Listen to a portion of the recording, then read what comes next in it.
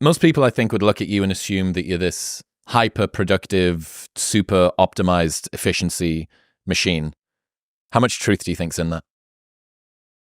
I think there's some truth to it. I think I'm more effective than I am efficient. So if you were to look at me day to day, part of the reason I don't really ever have journalists shadow me or do anything like that is because if you were to be a fly on the wall, I think I look like I'm doing a whole lot of nothing a lot of the time, or I'm just futzing around. But I think the choosing what you do matters a lot more than how you do any one given thing. So I do think I'm good at picking, let's call it lead dominoes that tip over other things. So high leverage targets that tend to make other things irrelevant or a lot easier. So I'm good at that.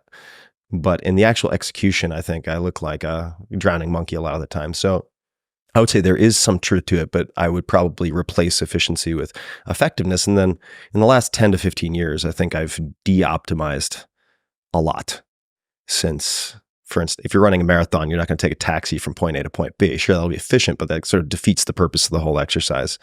So there's a lot more that I would put in that process over outcome category, I would say. Talk to me about the difference between efficiency and effectiveness. So effectiveness is, there are different ways to look at this. The way I look at it is effectiveness is what you do.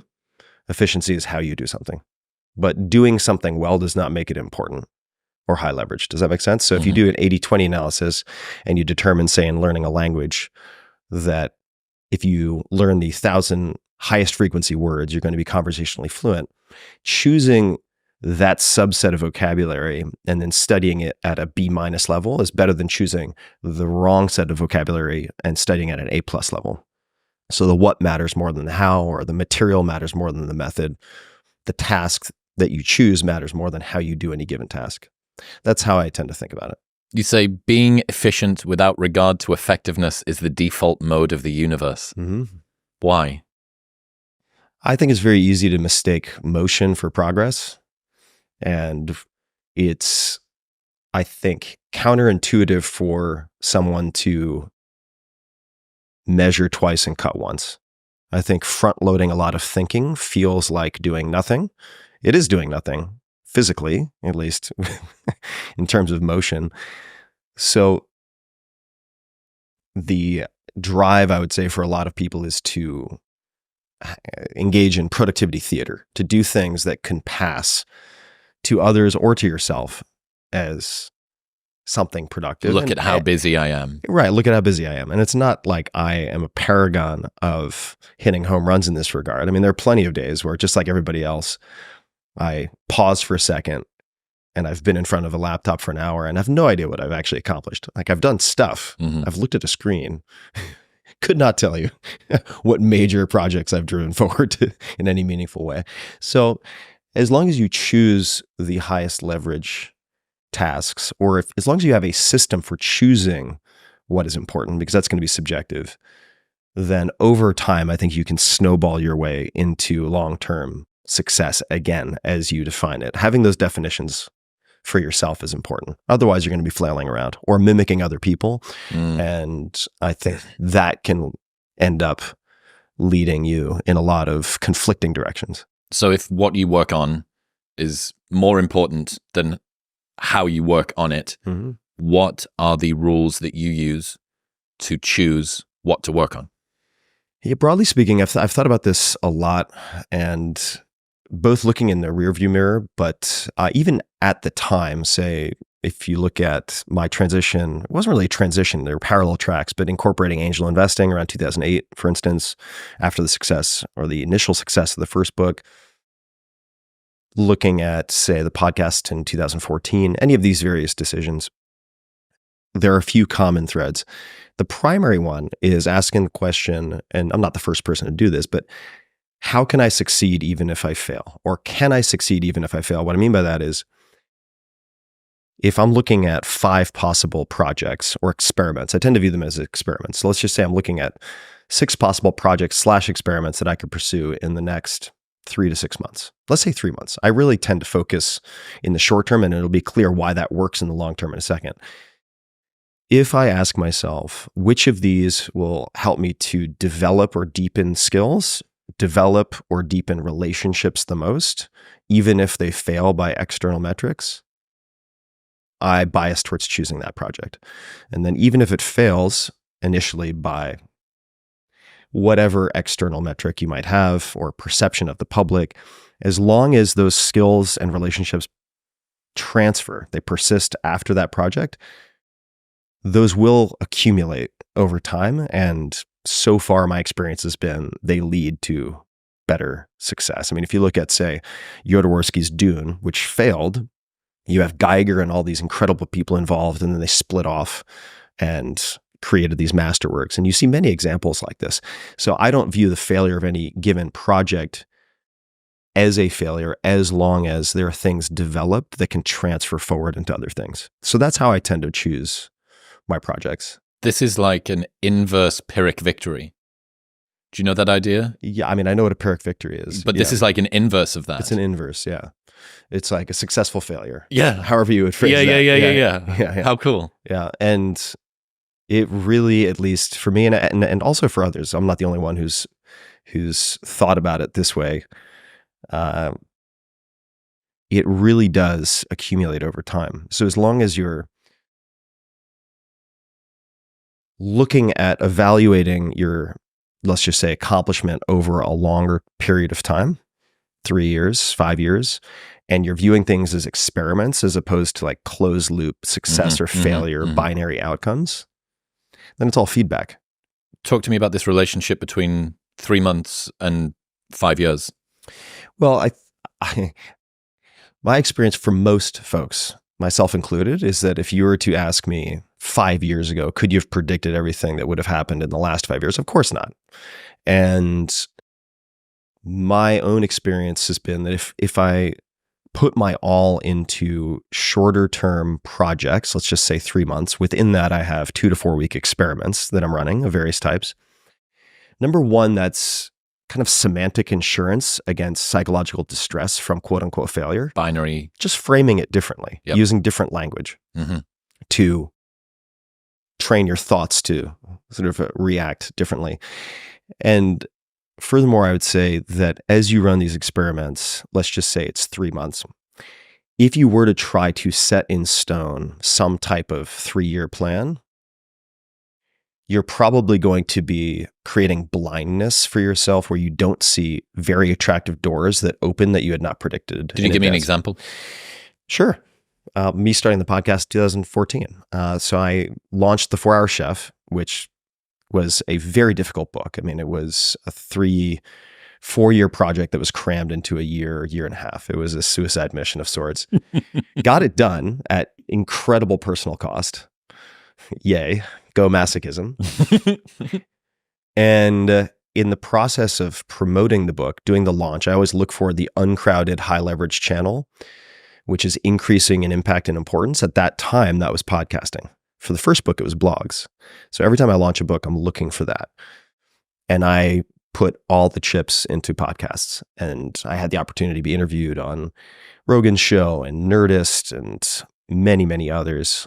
And that was when I became very interested in the format. And I saw how, with some basic trends at play, so broadband proliferation, smartphone decreases in cost, and improvements in technology, that sort of audio as a secondary activity was just going to skyrocket via these smartphones.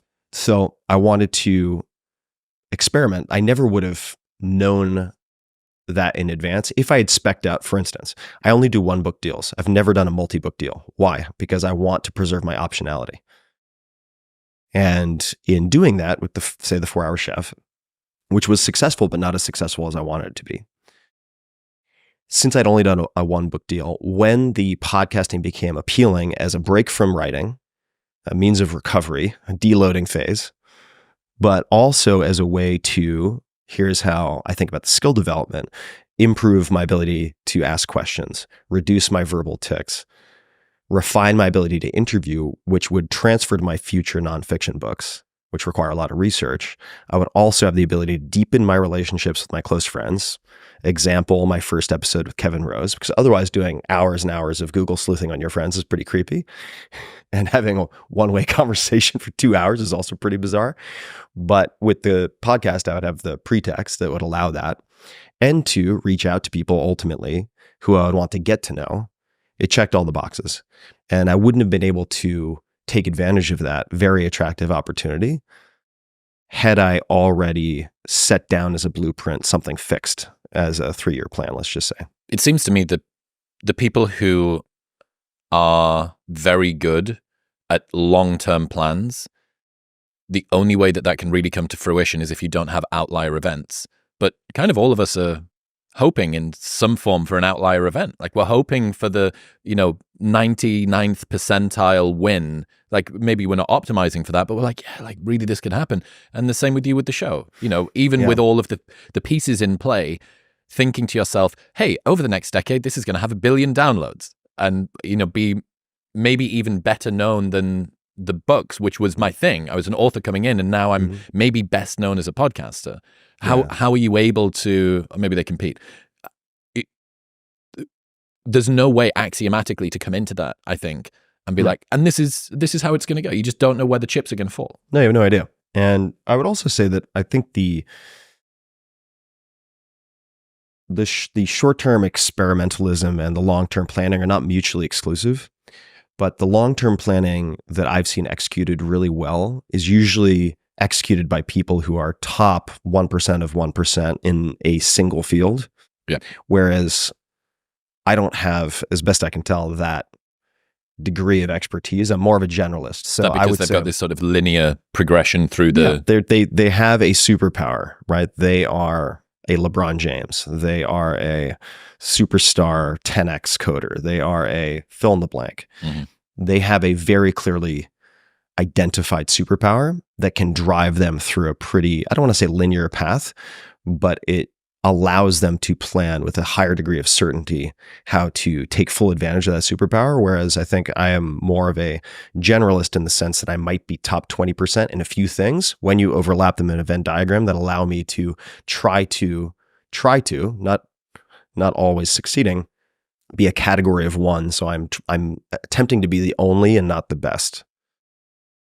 It's a great book called The Blue Ocean Strategy that I recommend people read as you think about this. And there's also a chapter in a book called The 22 Immutable Laws of Marketing. It's a bit outdated in some ways, but the original version has examples of something they call the law of category, which is simply attempting to create new categories versus dominate crowded existing categories. And I think that's a helpful exercise, not just for branding and marketing purposes, but for positioning. And then when you think about positioning, you can work backwards from that and create the product. Yeah, I suppose as well that if you have multiple intersecting domains or subcategories that you're in, you have no idea how these things are going to combine together. It's like, hey, this meal is made of steak. I can reliably tell you what it's going to taste like. This meal is made of 15 different ingredients all cooked in different ways. What's the outcome going to be? I'm not too sure. Yeah. And I guess that's where the outlier effect thing comes from. Mm-hmm. So talking about from a daily ritual standpoint, what does a typical day look like for you? Morning routine, full works. What's a day in the life of Tim Ferriss look like? It depends on where I'm located. I was, for instance, skiing for January and February, so it looked very much like a day architected around skiing. But I'll give you a few different examples. So here in Austin, it would be, and now it sounds so cliched, but nonetheless, I've been doing this a long time. It was in the 4-Hour Body in 2010. So there you have it. But I'll do cold immersion. So 40 degrees at, say, 3 to 5 minutes. Nothing too incredibly long. Is that immediately upon waking? Yeah, waking up, and then I'll feed the dog, have some water. Yep. And then cold plunge. Yep. And then I'll go directly from that to hot tub for sort of hyperdilation. I find that just helps lower back issues and things along those lines. How long? 3 minutes. Nothing too crazy. And this is really for state change. It's not for any complex biological cascade that I could list out. It's really for a state change. And I will back up and say that one of the principles I learned from Tony Robbins, and I don't know if the attribution is originally to Tony, but it's something that I've found very, very helpful, which is a progression. The progression is state, story, strategy. So if you are in a, say, low energy state or a negative state, you're going to create a disabling story, right? Or a critical or cynical story, which will then impact in the sense that you come up with a subpar strategy. So I always start with state, and then you will have a more enabling story, which could just be from releasing some norepinephrine because you're freezing your balls off. And that will enable you to have a better strategy, at least for the day. You've got an equivalent quote, I think. It's easier to act your way into a new way of thinking than to think your way into a new way of acting. Right. That seems to be pretty parallel. Okay, so we're in the hot tub. Yeah, hot tub, get out. At that point, I might do a small amount of journaling, something very basic, right? Like 5-minute journals. And the exact morning routine kind of depends on the day. It's not super highly variable, but there is some variation, right? So if I feel like monkey mind is getting the best of me, probably something like journaling, whether it's morning pages or 5-minute journal, is what I'll do. Shout out Alex Icon. Yeah, it's very short, or The Artist's Way and morning pages, which are fantastic. And at that point, I will have already identified the night before or the evening before what's in my calendar for that day. And I will say that the daily architecture, just to make a 30,000 foot comment, is less important to me than the weekly architecture. So we can come back to the day, and I could talk about training in, say, Utah, but it's very skiing specific. Like skiing was the one thing that I was focused on. So everything revolved around skiing. Half the day, almost every day. That's it. So all the PT, all the prep, the Stuart McGill big 3 exercises that you're familiar with as well. All of these things. Hundreds of hours. Right. Yeah. Bead extract and all these things, all optimized for skiing. Making me less shit at skiing. Oh, yeah, exactly. And then the second half of the day, for a few hours, were reserved for the most important high leverage business activities, often revolving around, on Mondays and Fridays, for instance, recording. So set days for recording, set times for recording, 10 a.m. and 3 p.m. We can go into the reasons for that. But Tuesday, team calls. I find that weekly architecture for me, and I'm not the only person who does this, there's some very well-known tech CEOs who also do this, is scaffolding that is a little more helpful than having very tight parameters on a daily basis, because you're going to have unexpected events. Although I will say, if you have to reply to a lot of things within 72 hours, then you have broken systems. Like, you should revisit your processes and systems. So if you're getting a lot of interruptions that you need to handle yourself as firefighter, then you have a process or a policy. That would include Slack, instant things, anything, email, anything. If you're the boss, let's just say, if you are the CEO or a solopreneur, if you're making too many decisions, that is as fatal as making some of the wrong decisions. Too many decisions will also kill you. So I would say that the morning, generally for me, the thread is do not feel rushed for the first hour. If I feel rushed for the first hour, I'm going to feel rushed for the whole day. And is that you have related days in which the morning is rushed psychologically, emotionally, somatically to days that suck?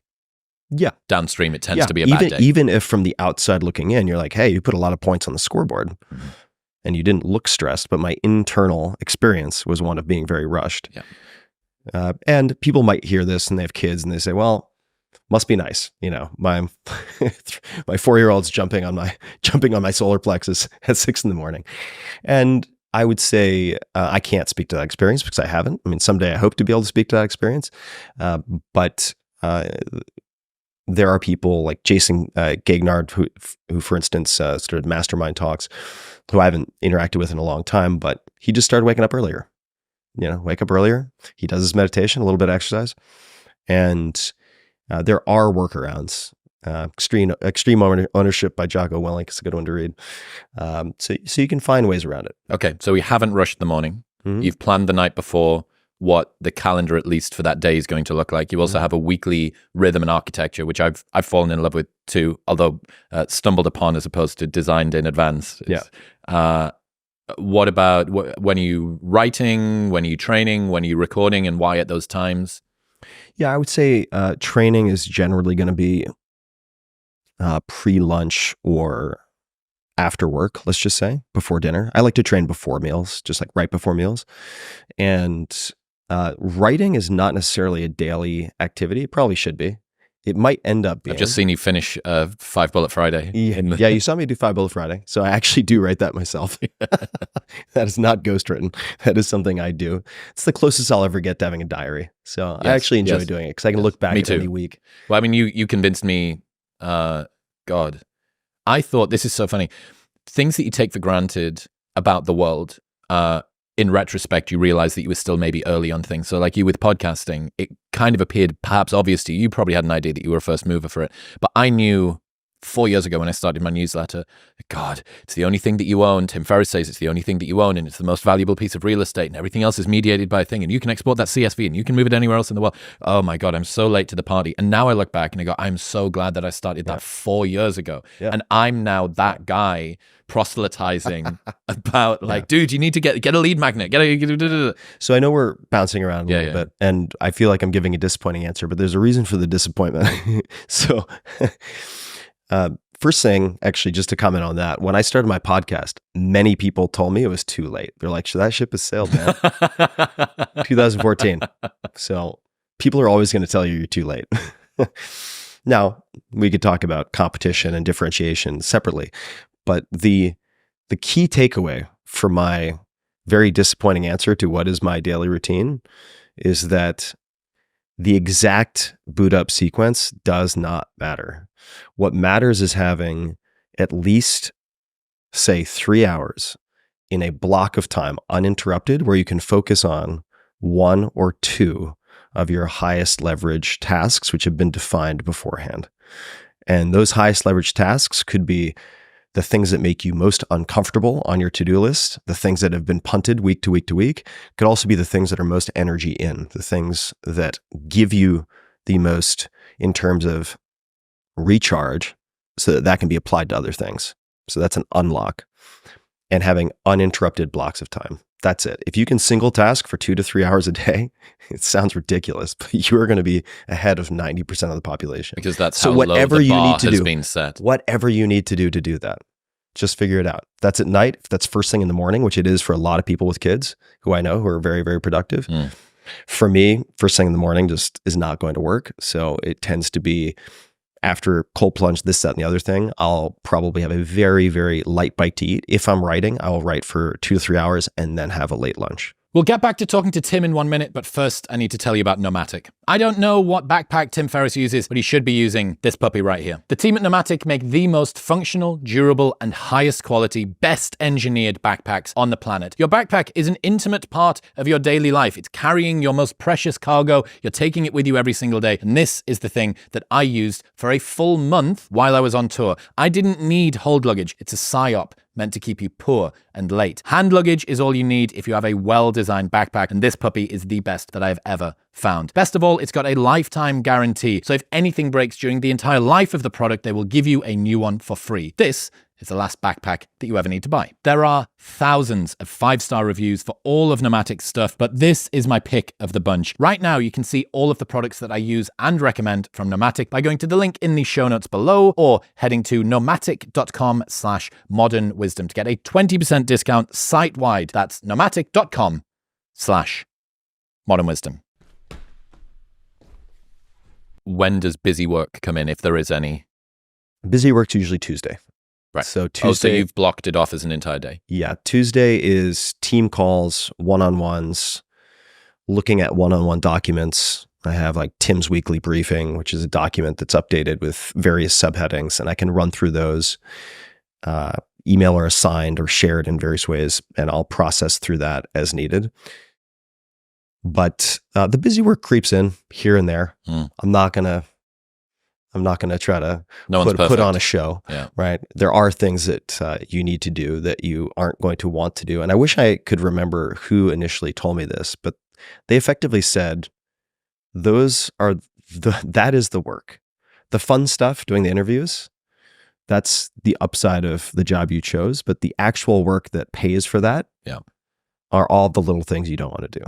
So just be grateful, because that is what allows you to do the things, at least for me, that I enjoy doing, just having this type of dance. Increasingly, I'm using a term that I learned while reading a news story, which is the cost of doing business. So I think Facebook got a slap on the wrist with some huge fine for a data breach, maybe like 5 or 6 years ago. Yeah. And there was criticism because even though it's a huge amount of money, to them it's half of 1 week of one territory's top line or something like that. Like it wasn't sufficiently big. And that, look, what you can do is you factor in this as the price of doing business. This is just the cost of operating. And I kind of see a lot of those things as like, oh, you want to have conversations with people that interest you on the show. Oh, you want to be able to work flexibly, and you want to earn your own money, and you want to be able to sort of craft a narrative and do the blah, blah, blah. It's like, hey, guess what? These aren't bugs. They're features. Like this is what comes along for the ride. Yeah. Like you're going to feel pressure. You're going to have public scrutiny. People are going to criticize you. There's going to be judgment. There's going to be security concern. There's going to be all of these things. You have judgment on YouTube? I'm really trying to focus on you, but the moon has just appeared behind you, and it's slowly moving away from you. I have a big head. You're going to get an eclipse. Well, it's kind of like two. It's kind of like two nice moon shapes. Nice. Okay, and then what about a wind down routine on an evening time? What does a typical afternoon, evening look like for you? Afternoon is going to be some type of activity. So rock climbing, archery, you name it, some type of physical activity, because my mind is like a border collie, right? You leave it inside too long, it's going to chew the couch. So you got to get out and move the body in some capacity. So for me to be some type of movement, I walk a lot also. I would say I try to walk 2 to 3 hours a day. If I'm making any calls, I try to do them walking. Zoom is an abomination. It's helpful for some things, but we've solved this problem about being fixed in one place. It's called the phone. You can walk while you are talking. We are evolved to walk. If you are compromising your walking, you are compromising your mental health. So not just physical health. So I walk a lot.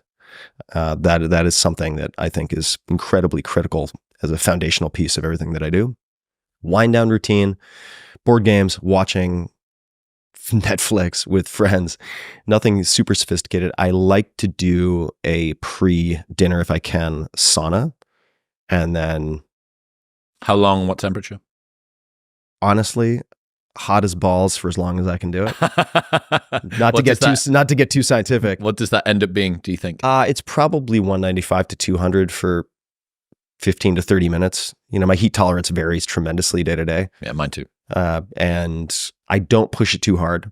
I will go as hard, as far as I can without like feeling as though I'm going to pass out, but I won't do 2 or 3 rounds. If I do 2 or 3 rounds, I will feel exhausted the next day, which is not from dehydration. A lot of people think it's from dehydration. It's as best I can tell, it's not, because I've weighed myself before and after, and I'm only losing a few pounds of water, and I can rehydrate that pretty effectively. I haven't talked about this. It's something else. And I know this because I participated as a subject in a heat exhaustion study at Stanford when I first moved to the Bay Area. The most Tim Ferriss sentence. That I participated in a heat exhaustion study when I first moved to Stanford. Oh yeah. Yeah. It was something I would not necessarily recommend. They wanted to study this device, which was nicknamed the glove. And it was a cooling device, actually very clever. And it was effectively this large chamber that you would stick your hand into. You put your hand on this metal orb, and it was vacuum sealed around your wrist, and it would circulate very cold water through this metal, which is highly conductive. Your hands have a high capillary density. Capillary? Do you say capillary? Yep. Density. And then that cools the blood, which then circulates through your body. And they were experimenting with using this device. Cold hand, cool a hot body. Yeah, and they were experimenting with using this with very high-end athletes, boxers between rounds, et cetera. Oh, wow. And at the time, this was also being studied by the military for possible use in hot climates. And since part of the funding was from the military, I volunteered to be a subject. You go in, I'll try to keep this short, but it is pretty entertaining. And what they needed you to do is basically march to heat exhaustion. So you'd put on fatigues. There are a few things that would happen before this. Helmet, backpack with weight in it, and then you'd go into a sauna on an inclined treadmill and just march until you basically collapsed. But in order to measure things correctly, they would put in an esophageal probe, which is about this long. And I have a video of this somewhere. I stick it in your nose and it goes all the way down your esophagus, down to be as close to your heart as possible. And this was what the Stanford researchers wanted. And you tape it to your nose because you don't want to swallow that thing. You can't swallow. Your epiglottis can't close. It's very uncomfortable. But then the military wants to have some redundant measurements. So you had to put in a rectal probe of equal length to get as close to your core as possible. And with both of those things in you, then you march to exhaustion. And what I can say is water loss was not as much as you would expect, but I was a disaster for the next 2 days. So to avoid that type of feeling, I'll do 1 round when I do sauna. All of that is to say, you don't need to do 2 rounds in the sauna, or stick something up your ass, or deep throat a pipe. Yeah, I would say on a daily basis, not necessary. I mean, unless that's what you're kind of thing you're into. It's whatever you want to spend the evening Consenting time. adults, have fun. How long on a good day when you've got it right? How long are you spending in bed? In bed? Yes, 8 to 10 hours. Right. Okay. Yeah, I like to. I would say have pretty fitful sleep. Not all the time, but I have, ever since I was a little kid, had a lot of onset insomnia. That's actually improved a lot in the last, I would say, year. But particularly with some low back issues, I tend to have reasonably fitful sleep. So I like to budget a bit of extra time. And I'm not a super sleeper. I'm not someone who wakes up 4 hours after going to bed and feeling fully refreshed. Yeah. I mean, there are genetic profiles that are predictive of this. I heard that the likelihood of you having that genetic mutation that allows you to work on 3 or 4 hours sleep is the same likelihood as you being hit by lightning twice. That's the equivalent dice roll.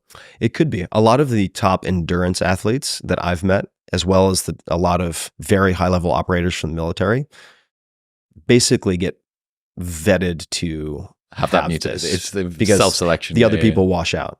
How fun. Yeah, I've seen that. I would say if I am in deeper ketosis, then my total number of hours needed for sleep goes down, and I'll wake up after 5 or 6 hours feeling fully refreshed, and I will not be groggy in the morning. So if I have, let's just say 1.5 millimolars or higher in terms of ketone levels as measured with something like Precision Extra, then I need much less sleep. It's just a pain in the ass to stay in ketosis. I like my tacos. Yeah, we're in Austin. That's allowed. What did you think would make you happy when you were younger, but didn't?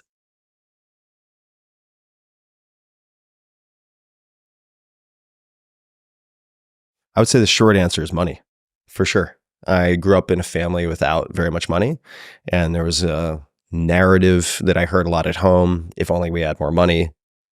If only we had more money. And a lot of problems were related to money, but I came to translate that into, if I have success, which I need, I can prevent the pain and problems and friction and handicaps that we currently have in this family.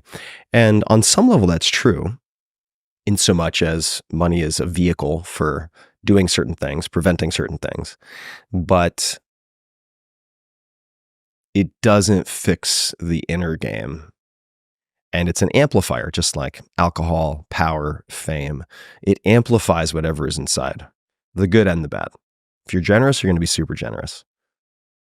If you're a jerk, you're going to be a super jerk. If you have anxiety, if you're hypervigilant, you worry about dangers, it's going to magnify all of that. And I was certainly not prepared for that, and I wouldn't trade my trajectory. I'm really grateful for having been so fortunate, and I've had some exceptionally good luck and so on. But do I think it is worth striving to be financially stable and to have freedom and options to the extent that you can within whatever your constraints are? Absolutely. But I think I viewed money as a potential fix-all. Exterior solution to an internal problem. Which it was not. Now, I will say, would I go back in time and tell myself that? Maybe not, because I think I needed some hope, even if it was not founded on reality, to have something to strive towards. Did you get to read Will Smith's memoir with Mark Manson? I haven't read it. So Morgan Housel taught me about a line that's in that. And he said, when I was poor and miserable, I had hope. When I was rich and miserable, I was despondent. Yeah, exactly. That is the best synopsis of what I have more clumsily said about many of the mega rich people I know who are very depressed. Where have I got to go? I'm at the top of the ladder. Once the money as a goal is taken away as a surgical fix to whatever problems you feel are external but are largely internal, it can be very psychologically challenging. And yes, I mean, small violin and everyone, America weeps for the rich and famous who are going to therapy. I get it.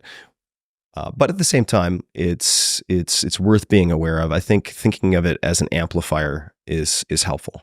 So on the way up, what I would have told myself maybe at 30 is start working on some of the inner game, not from a strict performance perspective, because I'd been working on mental toughness training for sports and so on and so forth for executing as a machine, as an accomplishment machine, but working on some of the other things is probably what I would have advised myself at 30, 35. Talk to me about your relationship with fame. What do most people not understand about fame and status? I should ask you that. You're fresh in it. I'm definitely feeling it at the moment. What have you learned? It's strange for the world to see you in a different way. And again, appropriate caveat, head is not getting too big, micro niche flame, almost no one knows me, blah, blah, blah, blah, blah. But you are the same person to you, and you are a different person to other people. Mm-hmm. And it's like, have you ever seen those videos of swordfish moving through shoals? Mm-hmm. And the swordfish is the same thing, but the shoal kind of bends around it. Mm-hmm. The reality distortion field is something that only you know, because only you know what the previous state that you were in was and how the world interacted with you. Mm-hmm. And you're now, well, people are treating me differently. And you're like, is this because of they want something from me? How can I trust the people? Have they got my best interests at heart? Is this a compliment? It kind of is, but then also it's, why is it making me feel sort of vigilant and uncomfortable? And I'm really uncertain about this. And I mean, it's the biggest champagne problem in the world, right? Like, how are you? And again, it's the same as the America weeps for the rich and famous. Yeah. Like, who is going to say, oh, boo-hoo, person that has too much attention or whatever? But look, I've said this before on the show, like, I'm really enjoying opening up about the process of going from being an absolute nobody to micro niche fame and laying the breadcrumbs behind me as I go, because I don't know what Dwayne Johnson's like ascension to fame was like, or Kevin Hart or whatever. And I'd want to know, like, if I was a fan of a show like this, I'd want to know what it feels like to go through a very large change. But again, almost everybody has less fame and money than they want, which means that the sympathy always flows downward, not upward. Thanks for answering, because you're in the thick of it. I would say, in my experience, first, I did write a blog post that I would recommend people check out. I think it's 11 Reasons Not to Become Famous. And that's worth reading because it could inform decisions that you make about your career if you are tempted like a moth to the flame to chase the followers and the likes and the downloads and the views, which can be a great tool, but if it ends up directing major decisions, it's good to have some brakes installed so you can pause and at least examine those decisions. Especially, you don't want your life to be driven by algorithm changes. And you can also be shaped by your audience into a caricature of your most extreme beliefs and behaviors. And I'll send you an article, one of my favorite articles about that, The Perils of Audience Capture by Gwynder Bogle. It's outstanding. I've read it. That is an amazing article. Yeah. So everyone should read that. Shout out Gwynder. And stepping back then and talking about the fame piece, I will say that money, power, fame, people strive for these things. Money is, in a sense, the easiest for me to understand because it's taking a life that can seem very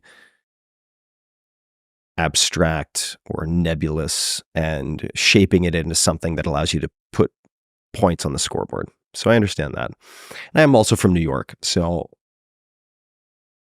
coming from a place where you see a lot of finance and you meet a lot of people in finance, that's an animal that's easier for me to understand than, say, the power of DC or the fame of LA. Those are archetypes that are less familiar to me. All three can be corrupting. And on the side of fame, I will say that I was given advice.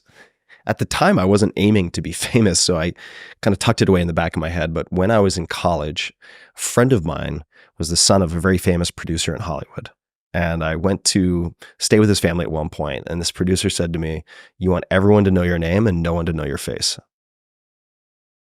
Now, you and I have ended up in a position where that is not the case. There is a lot of facial recognition.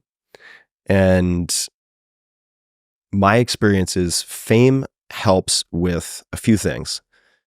Occasionally, getting into a crowded restaurant or a better seat and access to other people. But you can also get access to a broader network with the power or money. And I think those are, especially money, is in a sense a cleaner approach because there are fewer downsides. And particularly if that money is not money for money's sake. This is not to malign anyone in finance, but for instance, if someone created a company to solve a problem they had and it turned into a huge company, let's take as an example, Toby of Shopify. And as a byproduct, they end up incredibly wealthy. And through that wealth and notoriety, they then have access to people. That is, I think, a cleaner route to more upside than downside. Toby Lutkid could walk through here now, and I don't know if anyone in the room would recognize who he was. Except for me. Except for you, yeah. Sweetheart of a guy too. Incredible. Those guys are. It's really nice to see when the good guys win. He's an example of that. Awesome. As are a lot of the Shopify guys.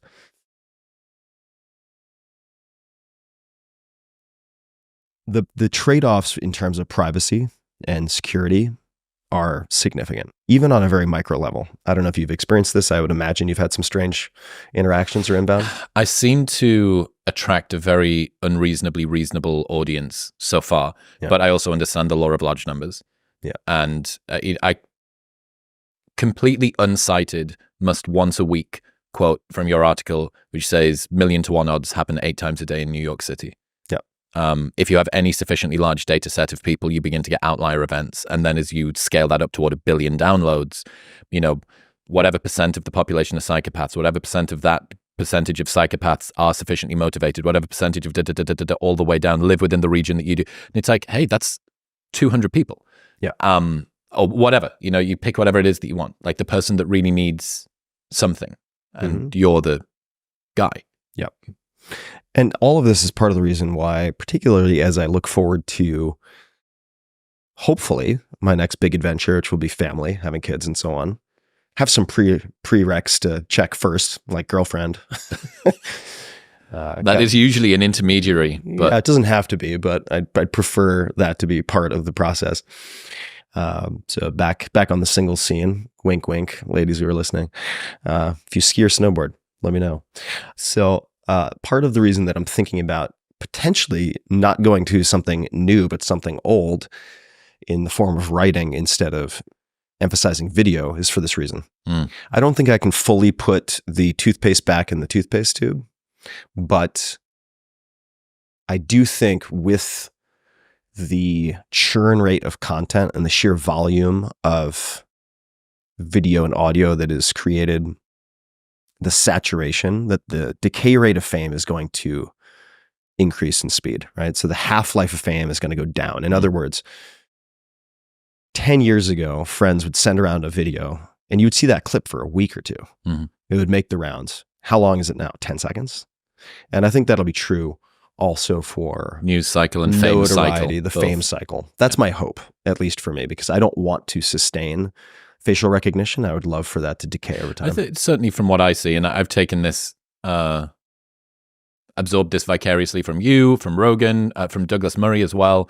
Douglas once sat me down a couple of years ago and I was asking him about his dealings with fame too. And he said, one piece of advice, keep your private life private. Yeah. And Joe has done a phenomenal job as someone who's infinitely more scrutinized than I'll ever be. I don't know the name of his wife. I don't know where they go for walks. I don't know, like maybe he goes to restaurants, but it's never to do with that. I don't know the name of his kids. I don't know what they're studying. I don't really know much about them. It's nowhere near it. I think he almost purposefully, and this is the best way to do it, makes his private life seem so boring. Like he purposefully sort of avoids that and kind of glosses over it, that there's never enough hooks for Velcro to attach to it. And I think that seems to be a smart process. Yeah, don't dox your family or your close friend.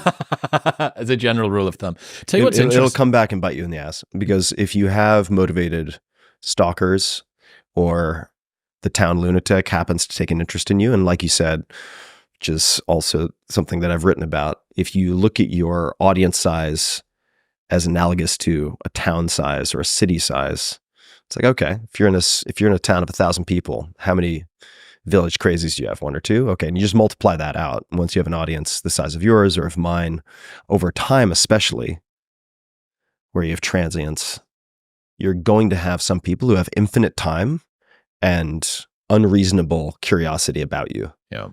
And they may not have malicious intent. Sometimes they will, but there are going to be crazy people with a lot of time who are actually pretty smart. Like their hardware is good, their software is bad. And for that reason, from a very early point, I would not suggest having your family anywhere online. There's just no upside. And they didn't often opt into this. So you are making decisions for people, and you should perhaps talk to them first. In other news, this episode is brought to you by Momentous. Trust really is everything when it comes to supplements, and that is why I rely on Momentous. They have the most rigorous third-party testing of any supplement company that I have ever found. Everything that they make is NSF certified for sport, meaning that even Olympic athletes can use it, and that ensures that what they say is in the packet is actually in the packet. Their sleep packs are one of my favorite products, which I use every single night before bed. They contain only the most evidence-based ingredients at perfect doses to help you fall asleep on a nighttime, stay asleep throughout the night, and wake up feeling more rested and revitalized in the morning. Best of all, there is a 30-day money-back guarantee, so you can buy it completely risk-free. Try it for 29 days, and if you do not like it, they will give you your money back. Right now, you can get a 20% discount on everything site-wide by going to the link in the show notes below or heading to livemomentous.com/modernwisdom and using the code modernwisdom at checkout. That's live, momentos.com/modernwisdom and the code modernwisdom at checkout.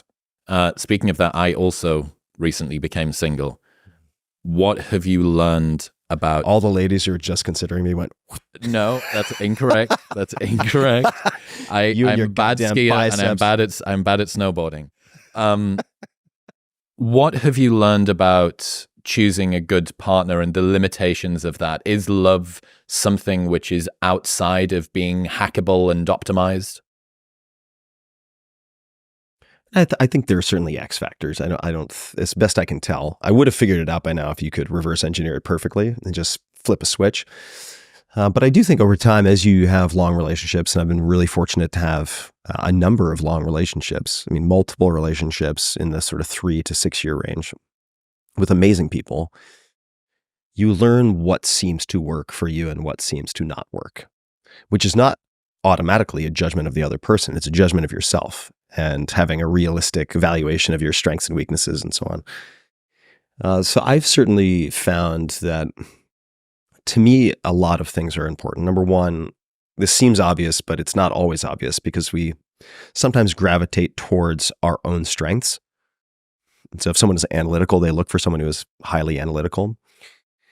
And I think there are certain base requirements for a good partner. You want them to be good problem solvers. You want them to be resilient and so on. But I'm looking for a complement. I want someone with incredibly high EQ, which doesn't mean I have no EQ, and I've worked hard to develop it.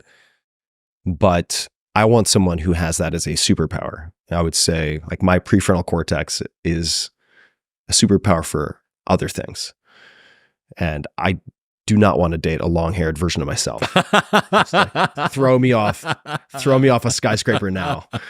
No, thank you. Right. And I also want someone, I've thought about this very carefully, and I've dated a bit in the last year, which is sort of the period of my dating so far. respect isn't enough, because respect is something that people can demand in a sense. It's not respect, because I feel like that is given. It's admiration. If I go on 2 dates with someone, I want to be inclined to tell my friends about her and brag about some aspect of her. Aside from like, she has the best ass I've ever seen, right? It has to be something more than that. Nothing against great asses. I mean, those are fantastic too, but I want to admire my partner. And if they're soft spoken and we're at a group dinner, I want to say, she's not going to say this, so I'll say it for her. Boom. And feel really good about doing that.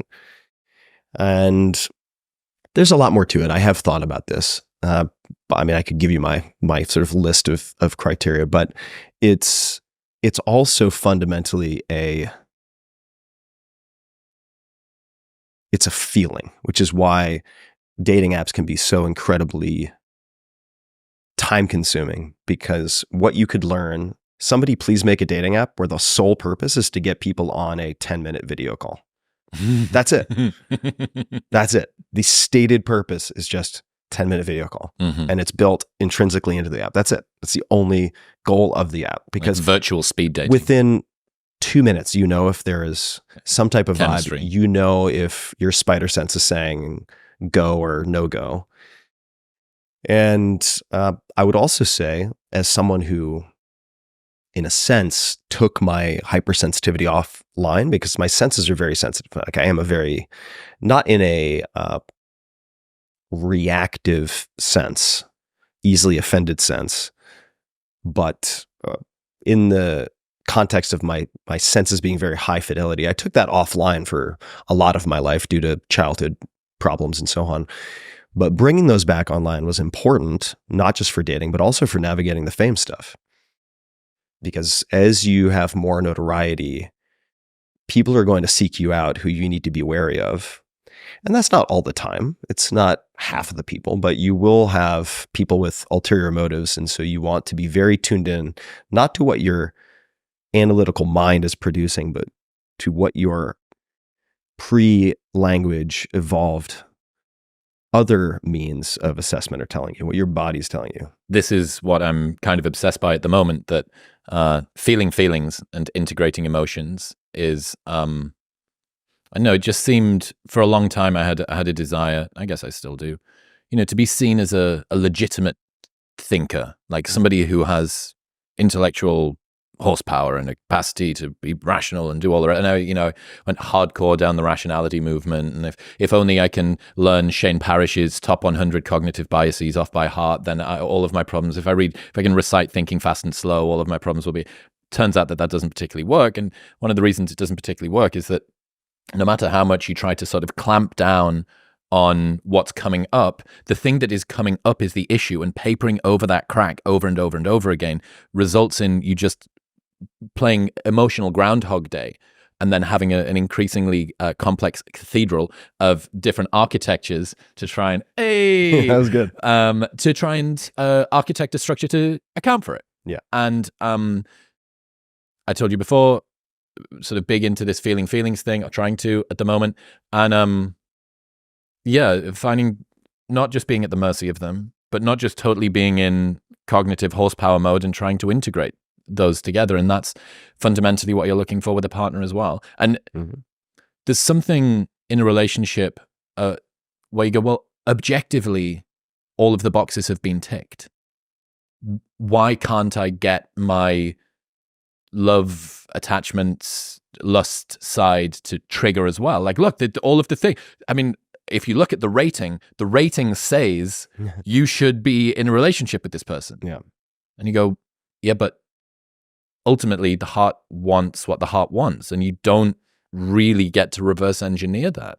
Yeah. And there can be an awful lot of shame and guilt. I've certainly felt this, an awful lot of shame and guilt around having desires, about being like, I want a thing. Yeah.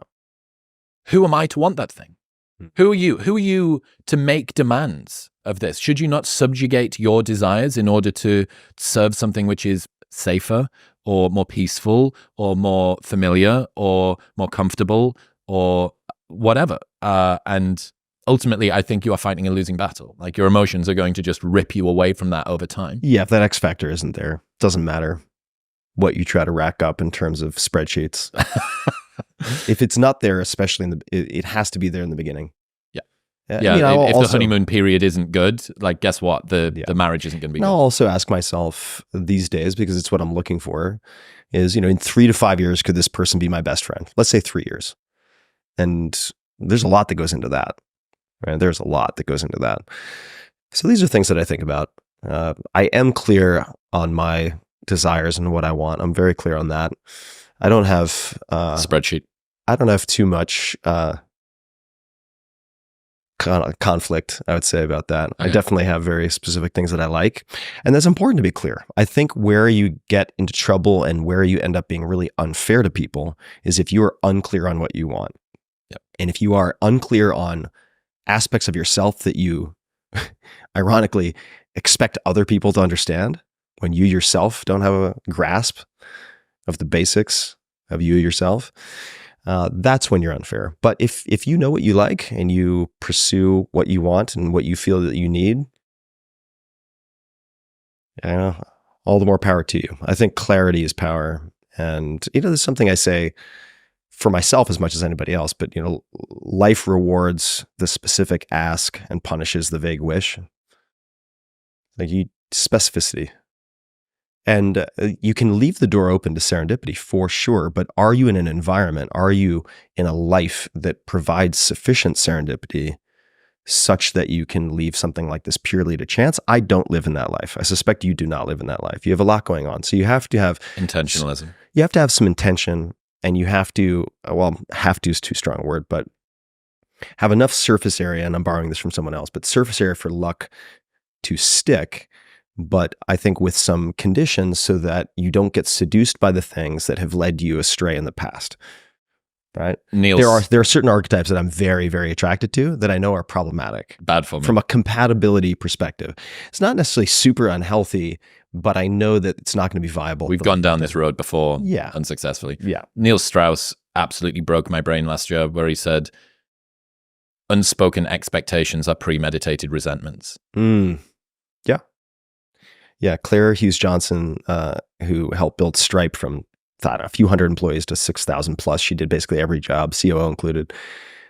She said to me recently, she underscored the importance of making the implicit explicit. I just think so much pain can be avoided. So much can be achieved. Just make the implicit explicit. Direct communication. Do not expect anyone to be a mind reader. When in doubt, spell it out. Easier said than done, but I think really tried to live that. So much of that is habituated, though, and the tone can be set, the rhythm can be set in a friendship. There will be friends that you have, family members that you have, where you have a different cadence of communication and openness and honesty and everything than other people. Okay, so you can do it with some people. It is possible for you to set the tone with particular people in that way. And again, this is something that needs to be very intentional, but it's kind of like a one-time large decision that really sets the tone that you then just continue to top up. But if you start off from a place of the implicit being kept implicit, then when that changes, this feels a little bit alien to me. This isn't really what I expected in the beginning. Mm-hmm. And I really think that the first 2 months of dating somebody are unbelievably important. The setting expectations. This is what we expect from each other. This is the way, like that's your January to March training window. That's the diet, like the New Year's resolutions will be stuck to the best. And then you kind of have hopefully come into land at a nice, appropriate level thereafter. One of the other things, for better or worse, that we're both familiar with is low mood. Mm-hmm. What are the things that you do to pull yourself out of a funk, or how would you advise people to better deal with depression and anxiety or low mood? I really think an ounce of prevention is worth a pound of cure with this. So I try to prophylactically have routines in place that seem to decrease the likelihood, including cold exposure, which for a long time was prescribed for melancholy. right? This is not new. Well, like medieval times? Like 100, 200 years ago. Like it was a prescription, cold baths for melancholy, aka depression. So this is what is old is now new again. But certainly cold exposure, I would say, without a doubt, having a consistent exercise routine, and something is better than nothing. Like the 0 to 1 difference between no movement and some movement is black and white. So even if it is just going for a 20-minute walk twice a day, if you have a very packed day, schedule your calls around your walks. Social time with friends, which is where I disagree with some of the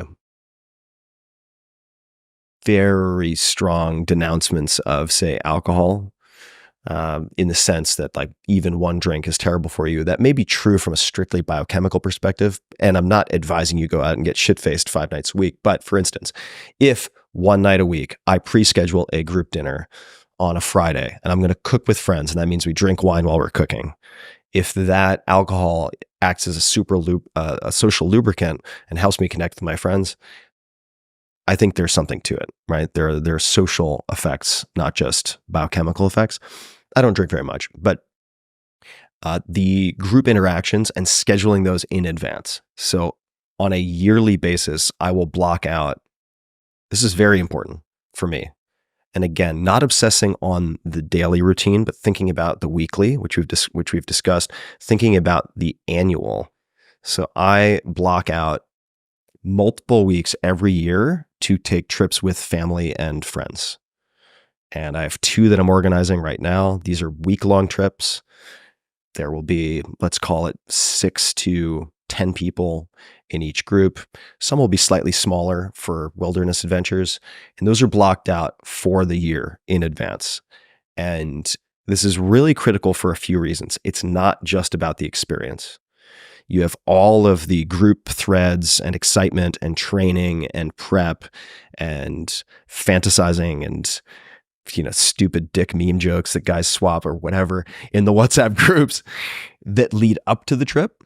Then you have the trip, and then you have all the memories and the shared experiences and the misadventures and the mishaps. That you get so much juice out of these things, and those act for me as psychological safety nets. You always have something to look forward to. If you have 3 or 4 of these a year. That's in big part the podcast. I think for me, I think we're both kind of the same with this, that the external accountability of someone being there. There is a time on the calendar. Someone is expecting you to be there. Yeah. They are a guest. You probably respect them. You probably care about what they think about you. You probably want to perform well for them and also put them in a great light and be a springboard for them and their message because you're interested in what they've got to do. All of those things. It's like, you're not showing up. I've never once. I've cancelled in my previous life as a club promoter.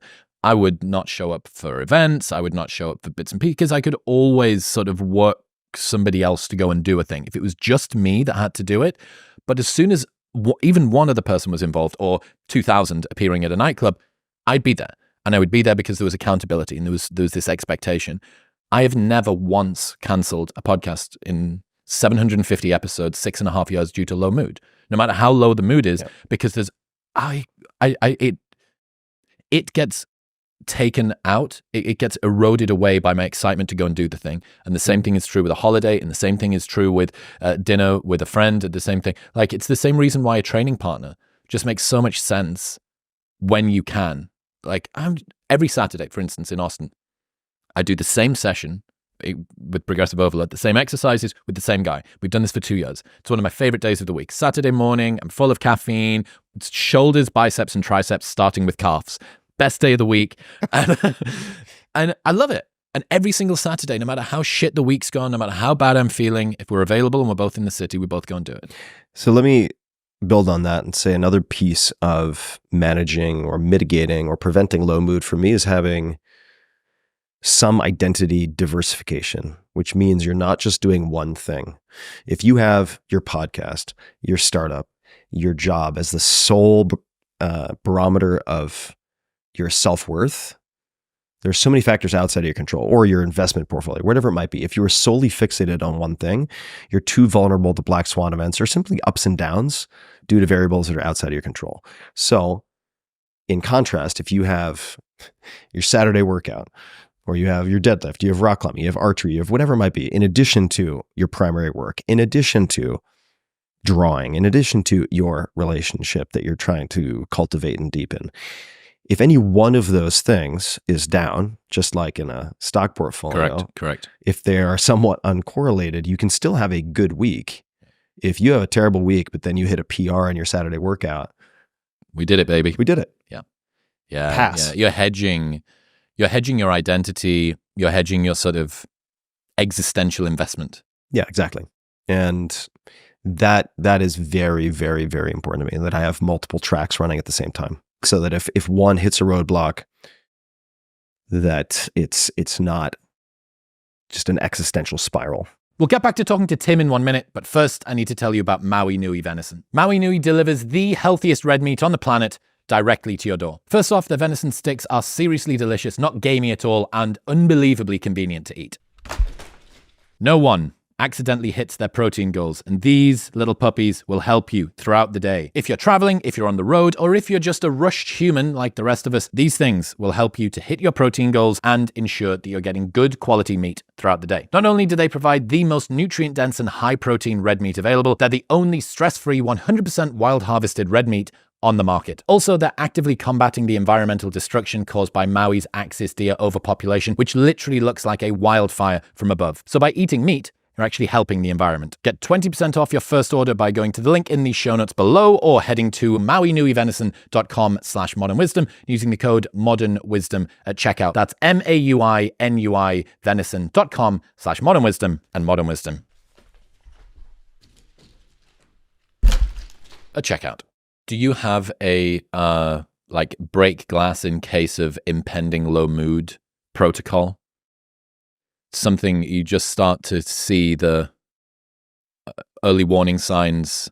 Is there okay, I need to pull the pin with these things? Yeah, I would say one, I'll give some that are perhaps more easily within reach of most people and easier to recommend.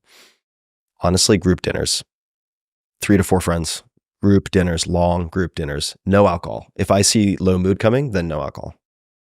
Because of the next day? Yeah, you're borrowing happiness from tomorrow. And there isn't much. There isn't going to be much as someone put it to me. And if you compromise your sleep, for me, generally low mood, if we want to call it depression, does not actually, it's not a first cause. For me, I would say it's typically some type of anxious rumination, worrying about something. I compromise my sleep because I have onset insomnia. Then I consume too much caffeine, which further compromises my sleep. And then after 3 or 4 days, that's when the low mood / depressive symptoms show up. Yeah. So anything that compromises sleep, I try to avoid in that period. Dinners, and there's some 3 to 4 friends. Yeah, exactly. Dinners, 3 to 4 friends. I would say there are also a few other things which I'm very hesitant to mention because they come with a lot of caveats, and a lot of people should be excluded because there are contraindications and risks. But I would say psychedelic assisted therapies once or twice a year, and also something called accelerated TMS, which has been a recent discovery of mine. Although I've been familiar with the TMS technology for more than a decade, but the more recent iteration of accelerated TMS. What's TMS? TMS is transcranial magnetic stimulation. It's a type of brain stimulation. And this particular protocol has been pioneered by a number of people. One of the better known is Dr. Nolan Williams, who's out of Stanford. And you're effectively taking traditional TMS, where you might have 30 plus treatments over several months, and compressing it into 1 week. So you're doing 10 treatment sessions a day for 5 days. So you're doing 50 sessions of brain stimulation over 5 days. How long are they? They're very short. They're, in my experience, 8 to 10 minutes. They're not painful. They can be uncomfortable for some people, but it feels like a mild finger flick on the head. Very tolerable. And I will say that this right now is the technology and the intervention that has my interest very solidly, above and beyond psychedelic assisted therapies, which I focused on since 2015 in a public forward-facing supporting science type of capacity. Because the psychedelic treatments are not widely available. There are quite a few hurdles left to pass from a regulatory perspective and also from a scientific perspective. Let's just say that people with a family history of schizophrenia, BPD, borderline personality disorder, people who might have some family history of leaning towards the chaos side of things as opposed to rigidity. Rigidity might be OCD, chronic or treatment-resistant depression, anxiety, which I view, and I'm not a psychiatrist or a doctor, I don't play one on the internet, but as forms of thought loops and rigidity. Those seem to respond reasonably well in some people to psychedelic-assisted therapy, but there are also people, even though these compounds like psilocybin are not intrinsically physiologically toxic, you can still have intense psychological experiences and say, if someone has very high blood pressure or cardiac issues, I think that many of them should not take psychedelics, even if they're physiologically well tolerated in normals. Accelerated TMS is a safe. Accelerated TMS has a much more favorable safety profile for people who would fall into a lot of these categories. It's still very preliminary. I would say there are a few hundred people, probably sub 1,000, who've been treated using accelerated TMS, but the results that I've seen, the effect sizes, the transformations in people directly that I've seen are pretty remarkable. And for me, the most durable reduction in anxiety, the most durable, dramatic reduction in all forms of insomnia has come after accelerated TMS, which I did for 1 week. For the second time. I did 2 rounds, and the first round ended up using one particular device with more of a shotgun pattern. That didn't work for me because, for lack of a more technical way to put it, the on-off switch for the anxiosomatic target in my brain are too close together. So they were hitting both the on and the off switch, but they basically canceled the effects out. And this is a theory, but with more precise neurotargeting using fMRI, and then this particular mapping technology, the second time around, it did work. And it's been pretty remarkable. You should not DIY this. There are lots of. I can't just get a car battery and there are slap lots of that sucker videos online of people buying things off of Amazon and DIYing this. You can fuck yourself up in a big way. Do not try at-home brain stimulation. You're going to win a Darwin Award. Don't do it. Wow. Yeah. But this is something that I see at the forefront of potential mental health interventions for treatment-resistant depression, for anxiety, for conditions like OCD, although OCD, I think, appears to be a little trickier. So those would be my truly, in case of emergency, break glass. But what's important to note is that I have these things pre-scheduled.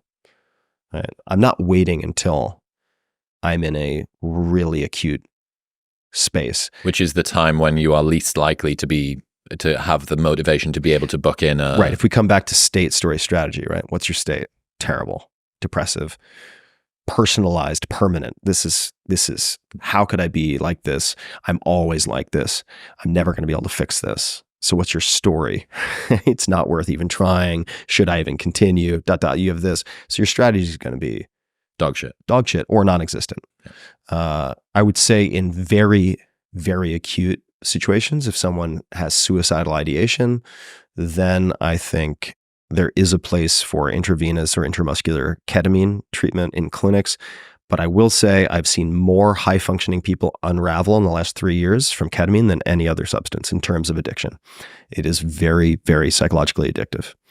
And that has not had enough airplay. Have you been exposed to this ketamine oxytocin nasal spray that is being... Yeah, I've seen it floating around Austin. Yeah, you should not have ketamine at home, in my opinion. You mean in something that takes 0.1 of a second to just... Yeah, it's being treated like hangover-free alcohol, and I hate to tell people, but there's no biological free lunch. And in the short term, you do not get automatically punished for using ketamine, which creates the illusion that there is no cost. In the long term, you can make yourself much more susceptible to depression. So it actually has the inverse effect of the... So it really is a break glass acute scenario. Yeah, I don't plan on personally using ketamine myself. I do know a number of people who've had their lives positively transformed and have not succumbed to any type of addiction in every case that is supervised in clinic use once or twice a year. You mean my season in Ibiza in 2010 doesn't count? Yeah, the Camelback full of ketamine doesn't count. What a shame. In other news, this episode is brought to you by Element. Stop having coffee first thing in the morning. Your adenosine system that caffeine acts on isn't even active for the first 90 minutes of the day, but your adrenal system is, and salt acts on your adrenal system. Element contains a science-backed electrolyte ratio of sodium, potassium, and magnesium that helps to regulate appetite, curb cravings, and improve your brain function. You've probably heard me talk about it a million times, and that's because I love it. It tastes fantastic. It's got zero sugar, no junk, no colors, no artificial ingredients, or any other BS, and it's how I start every single morning. Best of all, there's a no BS, no questions asked refund policy with an unlimited duration, so you can buy it 100% risk-free. If you don't like it for any reason, they will give you your money back, and you don't even need to return the box. That's how confident they are that you'll love it. Right now, you can get a free sample pack of all 8 flavors with your first box by going to the link in the show notes below or heading to drinklmnt.com/modernwisdom. That's drinklmnt.com/modernwisdom. Do you think deep thinkers are more lonely?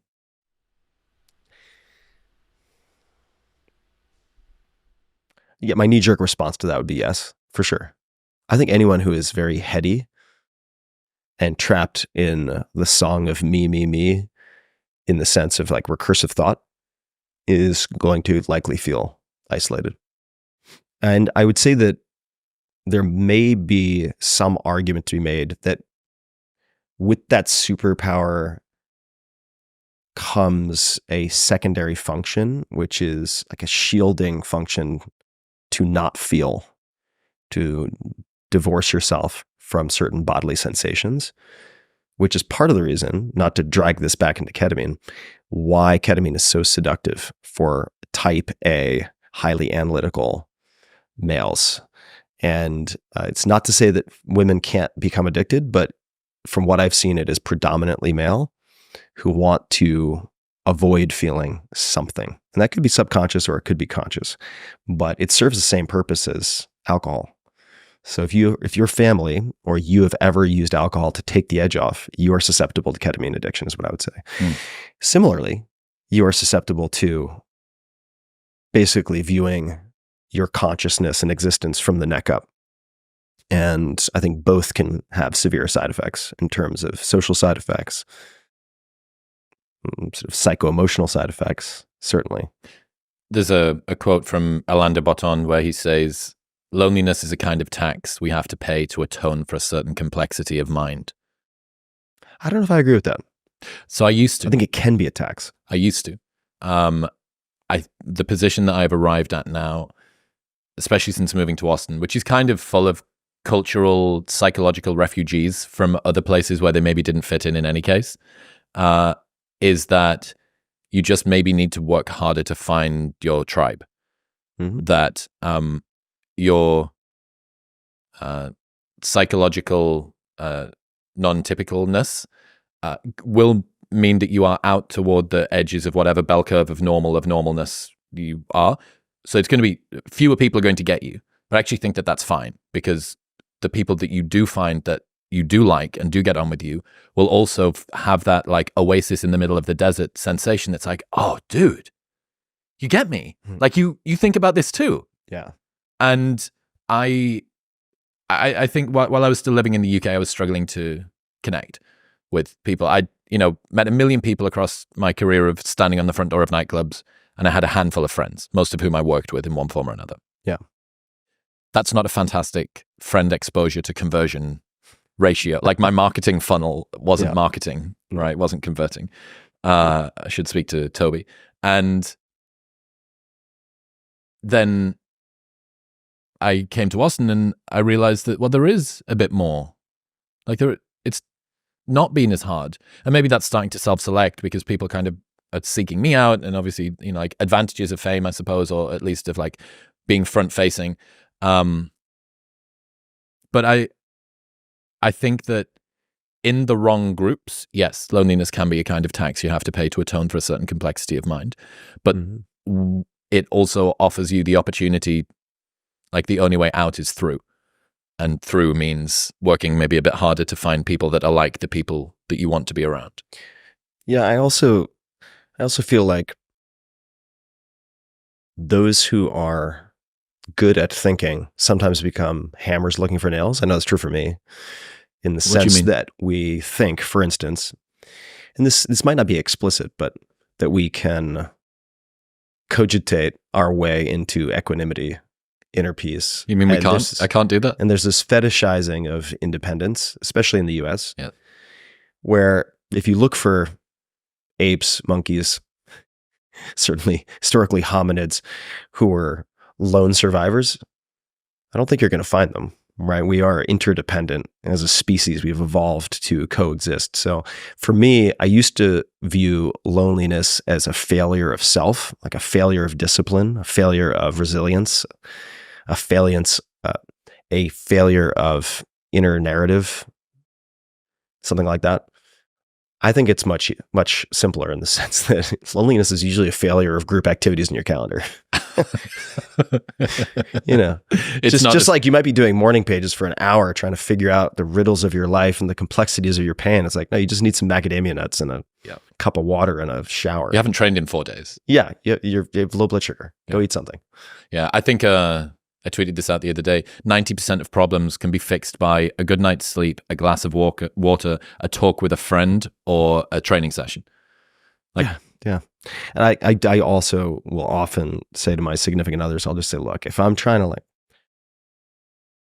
reason my way out of something and you just see me grinding the gears in my head at the table with a notebook, just tell me to go lift some heavy stuff for an hour. Great success. Yeah. It's just like, tell me to go lift some heavy stuff for a bit. Lots of people that are listening might feel hypervigilance, always scanning for threats, fear-based motivations being something that their varying levels of awareness is something that drives them. The benefits of it aren't maybe as obvious, but I think people that have hypervigilance, of which I'm one, I think that you are one as well, they can be addictive in some ways because the attention that you pay to things and the precision with which you assess what you're doing and the care and dexterousness with which you go about things is like, but that's my competitive advantage. That's something that I love. Yeah. What have you come to learn or believe about hypervigilance and a sort of fear-based view of the world? I'm going to bounce that back and then I'll answer. How would you answer that question? Double-edged sword, man. Double-edged sword. The thing that makes me competitive, which is my attention to detail and the fact that I care and the fact I try to be precise, is also the thing which makes it less enjoyable in the moment. And right now I'm trying to optimize for how I feel moment to moment. I really want to enjoy the process of things, given that almost all of every journey is journey, not destination. Like destination is going to be the final percentile of the thing. It's the day that you get to sit down. It's the whatever. It's like, what's your day-to-day texture of experience like? How does your mind feel? And optimizing for the outcome as opposed to the process has got the bar stool upside down. That's pretty uncomfortable to sit on. So that's a good way to put it. I'm kind of still, like that's, again, cognitively, that's what I can tell you. Emotionally, when it comes to me letting go of my hypervigilance, that's a much tougher thing. I can tell you the story, right? I can give you that like nice bow fucking parcel and push it across the table. But I'm still very much a work in progress with all of this stuff. And it's one of the reasons why I feel for guys like Huberman or Attia who have genuine expertise, because there is a standard that they are able to communicate at and a level of understanding that they maybe privately feel like they need to live up to. Mercifully, being a bro scientist rather than a real scientist, I have much greater degrees of freedom to mess up. And, again, people can performatively do this to protect themselves in a way that I think it's tactically advantageous to say, I'm just an idiot. I don't know what I'm talking about. It's like, I understand, but there's only so many times you can say that, whilst also proselytizing about what it is that you know and how people should do things. But genuinely, I'm massively a work in progress and just trying to leave breadcrumbs behind me. So long story, hypervigilance, good for a competitive advantage, but it is very difficult. when it comes to enjoying stuff day to day. And I want to enjoy things. I don't want to look back on a wildly successful life where my cortisol was super high and I stressed every moment of getting there. I identify with that. I think this is one of my major projects in life, and I can justify and explain the hypervigilance every which way from Sunday. But I will say that historically, when I've been worried about losing my edge, especially when it's not very well defined, with, say, meditation. This is a common concern with people who have never meditated. They worry about losing their edge and competitive drive. Every time I've incorporated something like transcendental meditation, knowing that in the FAQ, one of the most asked questions is, will I lose my edge? I've not experienced that losing of the edge in terms of actual outcomes. The process becomes less stressful, but I've not paid that sort of ultimate tax, which also is worth cross-examining in the sense that at what point would you be willing to sacrifice some of your competitive advantage? Yeah. If so, how much? Right? These are actually good questions. Like, how much of your competitive advantage? What is that competitive advantage exactly? Let's put that under a microscope. I wrote about this 2 years ago. Said your neurosis is not helping your performance. Yeah. I think that I've thought about this, and I think that it's between 5 and 10%. Yeah, I don't think it's very much. No, I really don't think it's that much. And so one of the ways I've approached this from a work perspective is trying to put my meticulous hypervigilance into trying to train other people to get to at least 90-95% of what I could do. Let me infect you. Or just train and then also be inspired when they do things that I wouldn't have ever thought of doing. And I'm not the best manager. I'll be the first person to say that, which is part of the reason why I have the positive constraint of keeping my team very small. But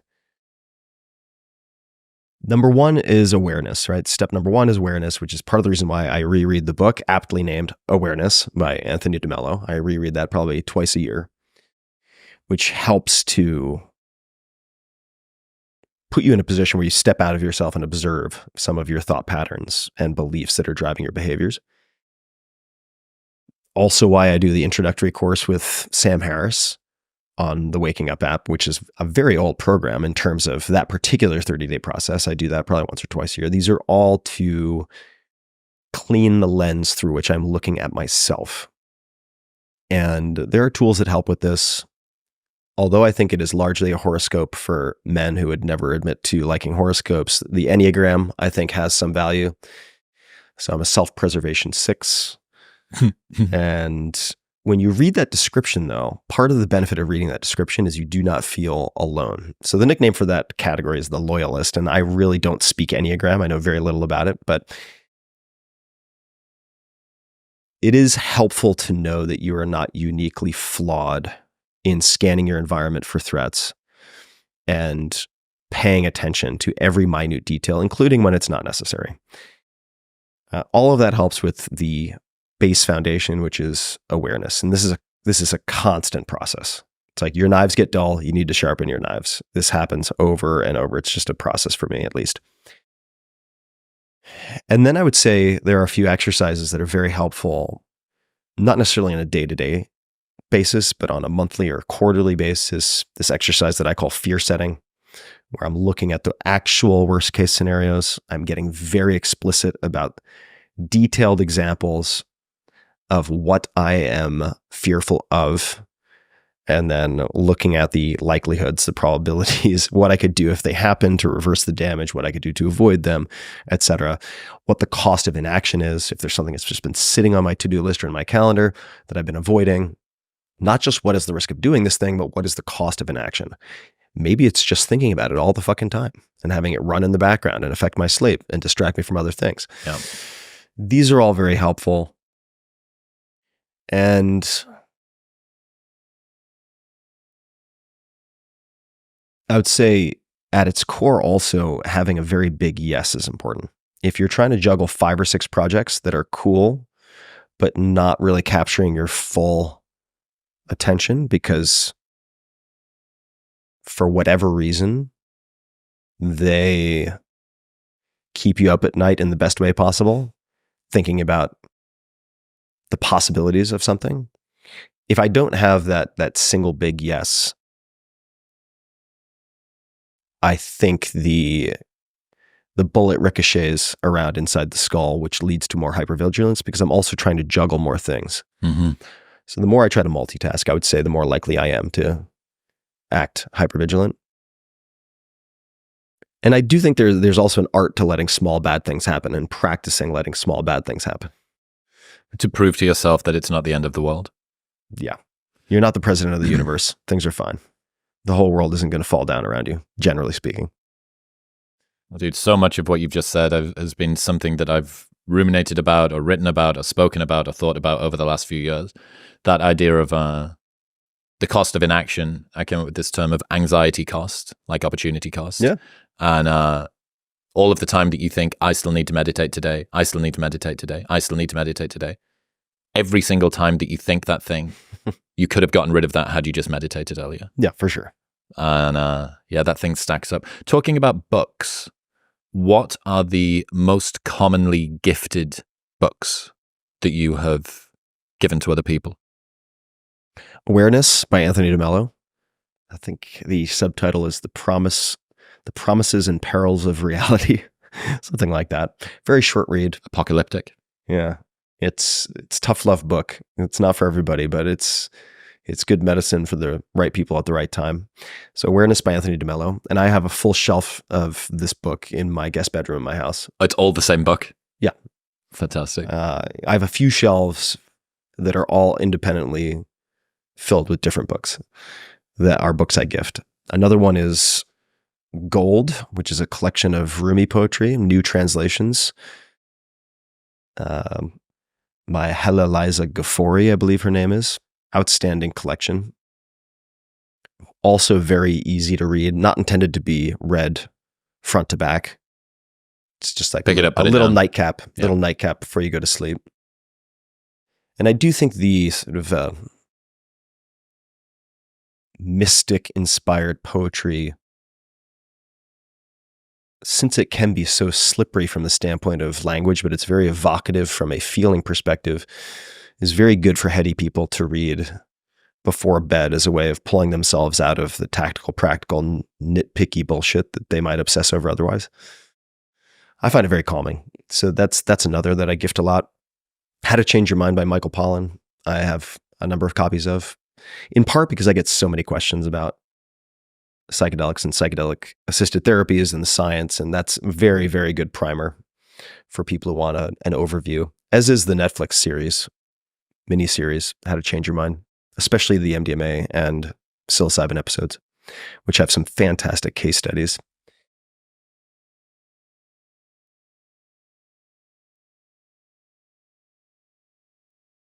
For a period of time, and I could still do this, but it's not the chapter that I find myself in currently, The Effective Executive by Peter Drucker. Mm-hmm. I think if you want one book on being effective, doing the right things, not just being efficient, doing whatever you're doing quickly and well, The Effective Executive, as old as it is How old is that book now? the best that I have found. Couldn't even tell you, 30, 40, 50 Still years. holds up. Oh yeah. Still holds up. What about fiction? Fiction, there are a number of books I've gifted a lot.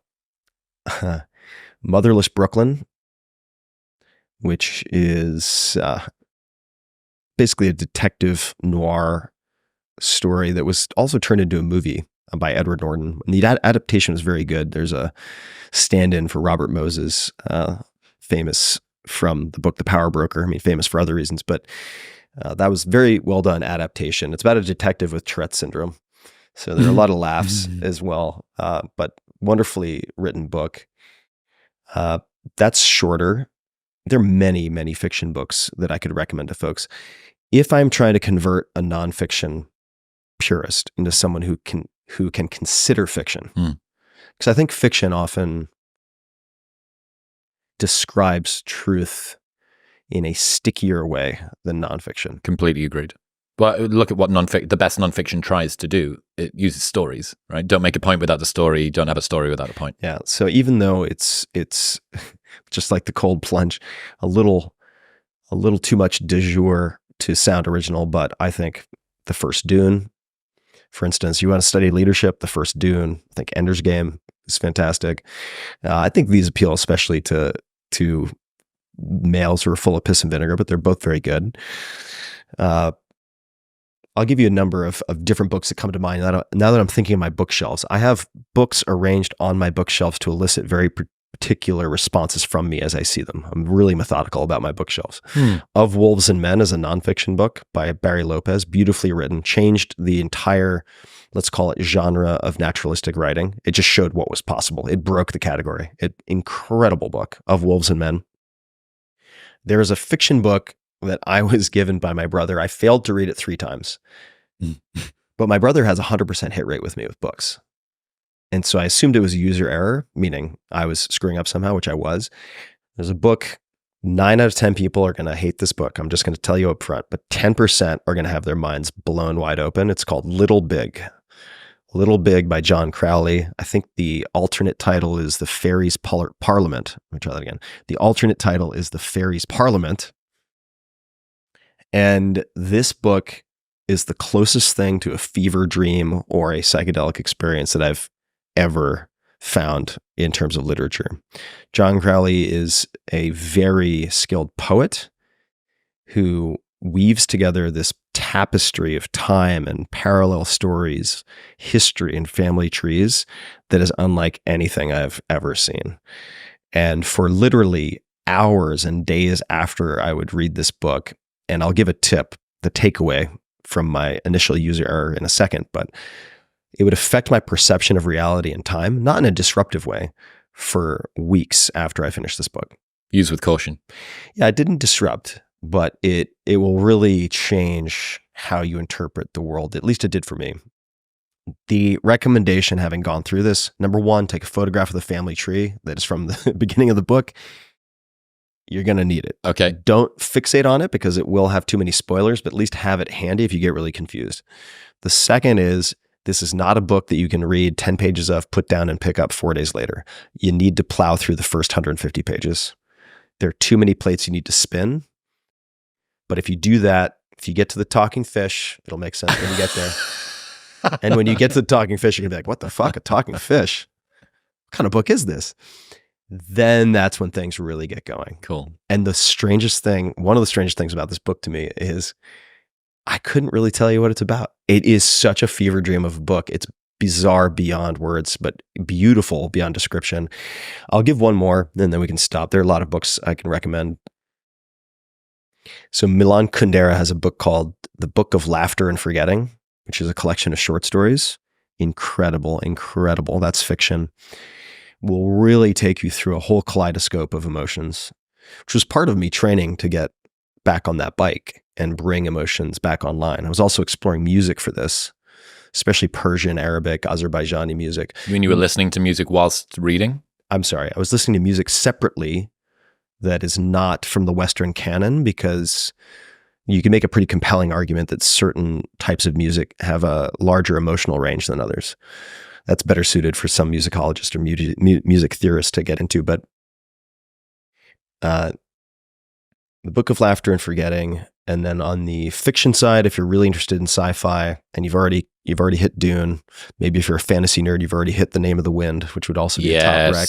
Yes, phenomenal. We could get into fantasy, but I don't want to take us too far. I do have other fantasy recommendations. The short stories by Ted Chiang, Chiang. His second collection is Exhalation. The first is harder to recall in terms of the collection name. But if you've ever seen the movie Arrival, which is a fantastic movie, that was based on one of his short stories. His short stories are beyond incredible. Is this across multiple collections, one collection? There are 2 collections that I'm aware of. He may have a new collection that I haven't seen yet, but either collection will be incredibly satisfying. I've yet to recommend that to a single person who has not replied with multiple WTFs. Yeah. Oh my God, this guy is amazing. Yeah. I'll give you two. I'll give you one nonfiction and one fiction. So the nonfiction is The Ape Who Understood the Universe by Steve Stuart Williams. Okay. Evolutionary psychologist, currently out in Singapore, works at the University of Nottingham. It is the best overview of evolutionary psychology. It's in terms of behavioral ecology, it's also very well informed with how we interact with the environment, sex differences in the brain, everything, sexual selection, full works. It is, and it's so accessible. And it begins by an alien looking down on our behavior from above and trying to work out what we're doing. The Ape Who Understood the Universe. And from a fiction perspective, my highest hit rate of this, I think I'm at 100% for this, and it's my most recommended book, Red Rising by Pierce Brown.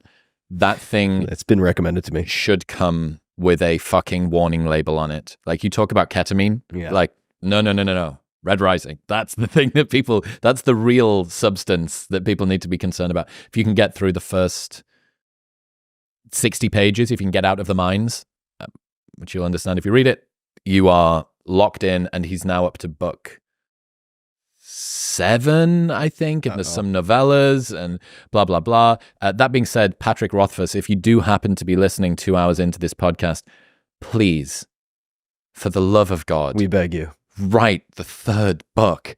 Write the third book. There's so much to be done. Yeah. But anyway, one other thing that I've been thinking about a lot recently are odd purchases, or purchases that I'm spending an inordinate amount of money on compared with what people think I should spend on it. For me, bed linen has become makes a difference. Pet obsession. High quality bamboo bed linen. Mm-hmm. Absolute game changer. You think about the quality of your mattress, you think about the type of pillow that you're using, all the rest of it, but the actual way that your skin interacts with your bed is directly through that. Bamboo cotton wipes the floor with high thread count normal cotton. It's easier than silk, and it doesn't make you feel like you're going to slide off the bed if something happens. For you, what are the things that you have found are worth spending more money on than most people would consider acceptable or sane?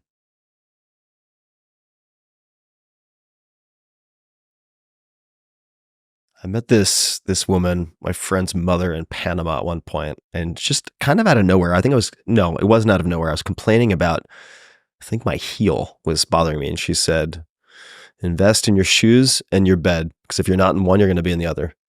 And I thought to myself, that's a smart woman right there. And she was very, very smart on a whole lot of levels. So I'd say footwear in bed. So also linens. Footwear in bed. Yeah, I always wear my lace-up boots to bed. Pretty woman style. No, shoes or bed. In this case, but not at the same time. Yes. What bed, what shoes? They are a sponsor of my podcast, but I test everything. So Helix, I have their highest end mattress. With an 8 sleep on top? With an 8 sleep on top. And I do pay attention to the linens, although I don't think I've put enough time into it as you have. So maybe I should double click. I'll give you it. In terms of, I'm trying to think of what I put. Might not be unreasonable. I mean, certainly food, medical care. That's probably where I spend the most compared to average. Mm-hmm. Blood worky type stuff. All of that. Yep. And it's not compulsive. I mean, I used to do so many bizarre experiments on myself that I would do blood work like every 4 weeks. I don't do that anymore. But been very excited about archery, specifically recurve archery using a modified Olympic bow at the moment. So I am spending more money on that, but honestly, it's not that terribly expensive. I mean, it's few $1,000s and you can be very well equipped. I don't want to be that like pudgy guy looking like an overstuffed sausage and like a full Tour de France get up on like a $20,000 bike who's been riding for a week. I don't want to be that guy.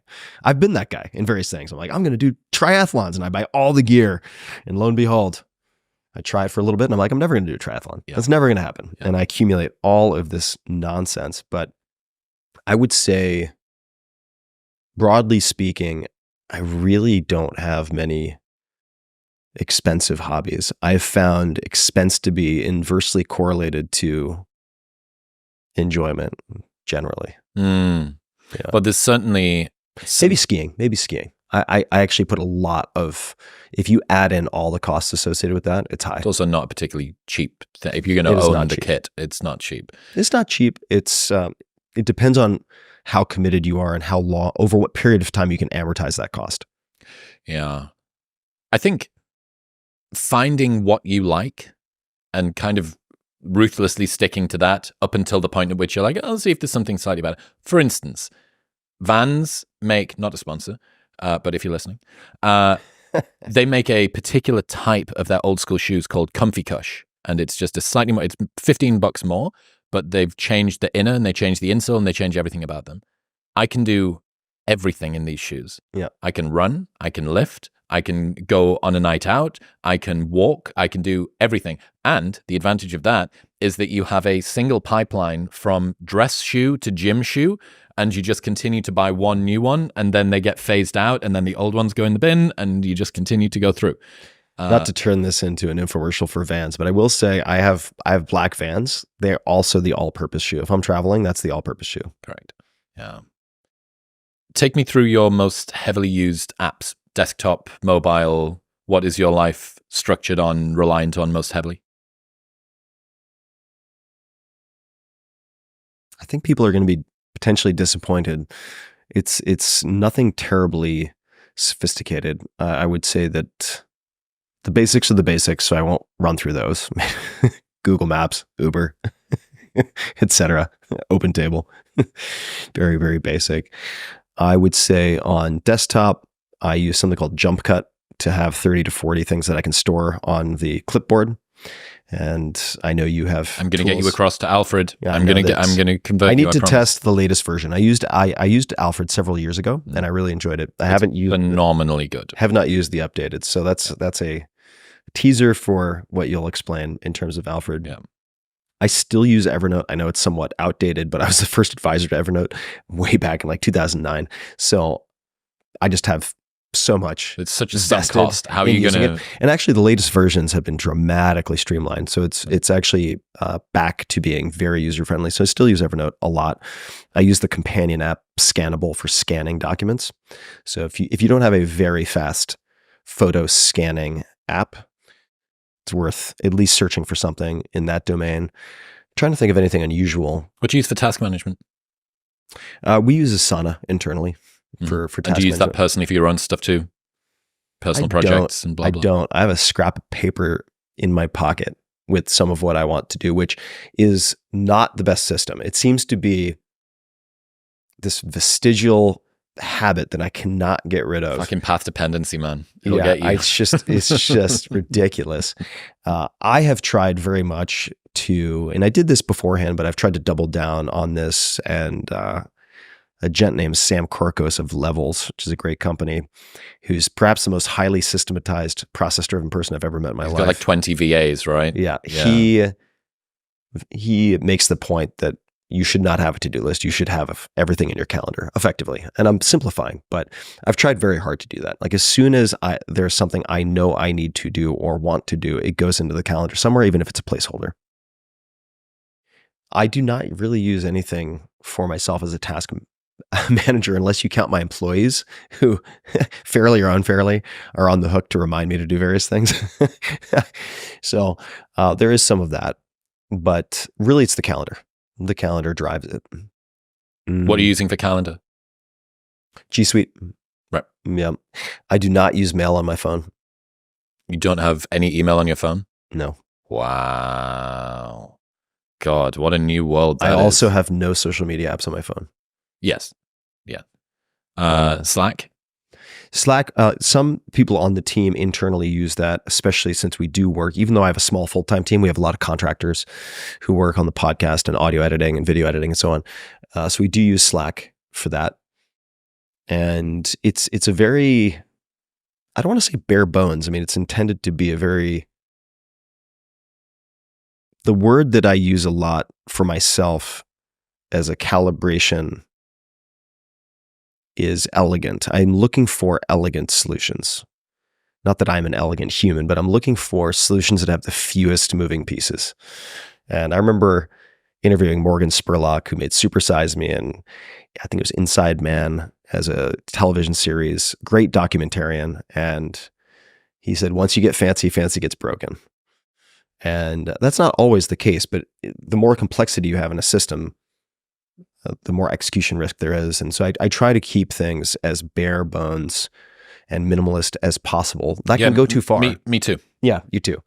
That can go too far. Yes. But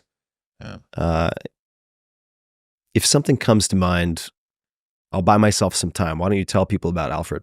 Yeah, so Alfred is a desktop assistant, I suppose. It's kind of a global search tool. It only exists for Mac, which the tribalism of it makes me kind of love it a little bit more, that it's so judgmental and kind of like like platformly racist. It's got a clipboard manager. It's got text expander. You can set up automations. You can message people on iMessage without opening up iMessage. You can send a tweet without opening up Twitter.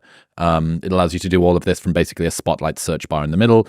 The last 500 things that you've copied. I mean, look, the absolute basics that you need to use. You need a text expander so that a short keyword can then open out into a large chunk of text. You can have conditional formatting if you do. So maybe you give an example. So somebody says, hey, what are your top pieces of advice for starting a podcast? Yeah, so this is on my phone. This isn't even just on the laptop. If I put PDC1 and PDC2, it brings up 2 podcast episodes I've done that the 90% of what someone's going to ask me: what camera do I use? What lighting do I use? How do I record it? Where do I upload it? What hosting platform?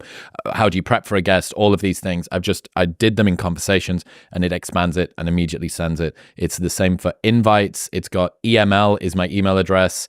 What's my NMN, I think, is a phone number.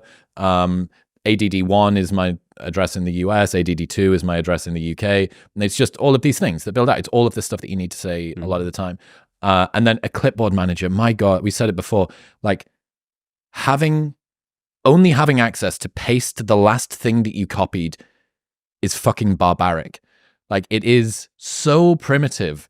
But it means that you can be going through a document and you can think, okay, I want all of these things, but I want them separately. So I'm going to take this, then this, then this, then this, then this. And then you have this sort of flow where then when you put it across into it, yeah, it'll change your life. People spend so much time copying and pasting stuff. So much of our time is spent copying and pasting things or saying the same shit over email. Like, here's an invite to the podcast, or, this is what to expect when the episode goes live, or whatever, like all of that stuff. So all of that, highly used. I use Apple Notes. I went around the houses. Evernote for a while. I think I've still got sort of some use cases for Evernote. Tried Notion, and it's kind of used for some stuff, but it was the complexity kind of got to me, and I think there's kind of a high, if you want to use it properly, there can be a little bit of a high lift with that. Let's have a look. How many notes have I got on here?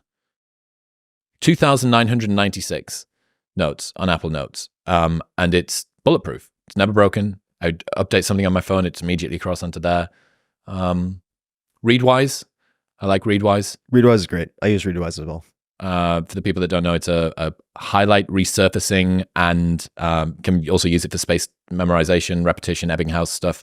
That's great. I set an email to arrive at 7 a.m. every morning with 4 highlights that it randomly chooses from my history, and it just reminds me of books that I maybe forgotten about or insights that I've lost, and then that often spurs a newsletter maybe later in the week or whatever. Oh, that's a cool thing, and I haven't written about that.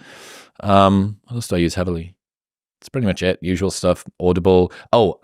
Push to Kindle extension for Google Chrome is a game changer. I don't like reading on laptop, and I can't read on my phone because my natural state is like flitting around and busy work and executive and blah blah blah.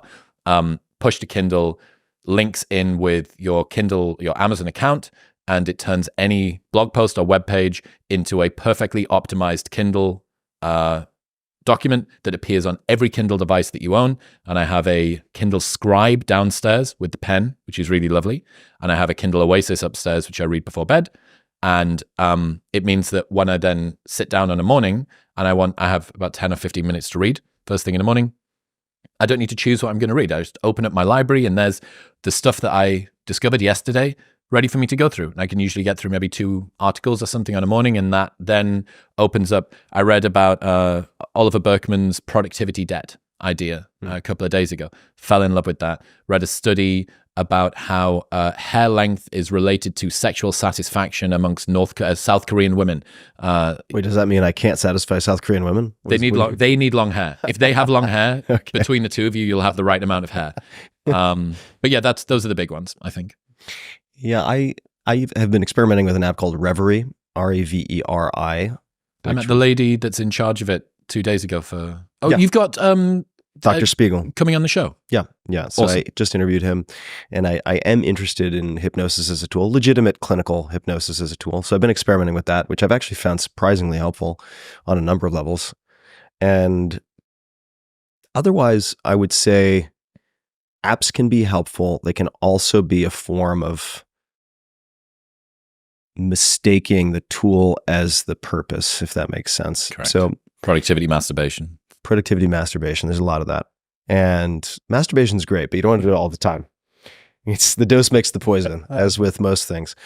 And I mean, my most critical regular practice that helps me with systems and policies and making single decisions that avoid 1,000 separate decisions is taking mini retirements, which is an old concept, something I've practiced for a long time.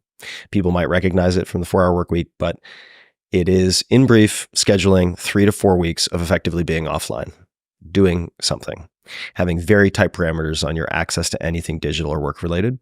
And if you do that, you have to set up systems and policies that will persist after you return. So your business and your life will be better off after you have done this. And so I did that this past October, I think it was, for about 3 weeks. What did you do? I was in Suriname in South America for 3 weeks. How did you spend your time? I was spending a good amount of time with the Amazon conservation team operations who do a lot of conservation work for indigenous land rights in Suriname. They've done a lot of amazing work in Colombia. And I was spending time with some of their ethnobotanists and field operators with the Trio tribe in Suriname. And for people who don't know, because why would you know, Suriname is the smallest country in South America. It is this tiny, tiny little sliver at the very top of South America, in between Guyana and French Guiana. It's a bit confusing to me, the pronunciation still to this point. Very, very small. It used to be a Dutch colony. I think it's 94% forested. Beautiful country, very unusual. Really a melting pot of many, many different cultures. And it was a great experience. And I did a 15-minute sort of crisis check-in just to ensure things weren't burning down. Very briefly, once on a laptop via Starlink. And that was effectively it for 2.5 or 3 weeks. You know what it makes me think about? If anybody has lived in the same house for more than 5 years, you just accumulate garbage stuff. Yeah. You know, all of the cupboards begin to overflow. Whereas when you're in university or whatever, like, you have to live lean because you can't be bothered to move it. And it's kind of a little bit like that, but for processes. Yeah. It's like if the processes become too reliant on you, if you're too hubby and it's too spokey, if you want to scale your business, if you want to scale the things you enjoy in your life, if you want to sell your business ultimately in some fashion, doing something like this will improve all of those. It makes my bumhole do that to think about what you've just Pucker said. Quotient, yeah, A+. It does. But that's probably because it's something I need to do. Too much caffeine, maybe. No, never. This is impossible. It's impossible. Why is the 4-Hour Body back in the charts? Oh. The 4-Hour Body is back in the charts. Beyond it being a great book. Yeah, I mean, I'm very proud of that book. It's held up very well over time. It's back in the charts because I want to get the name right.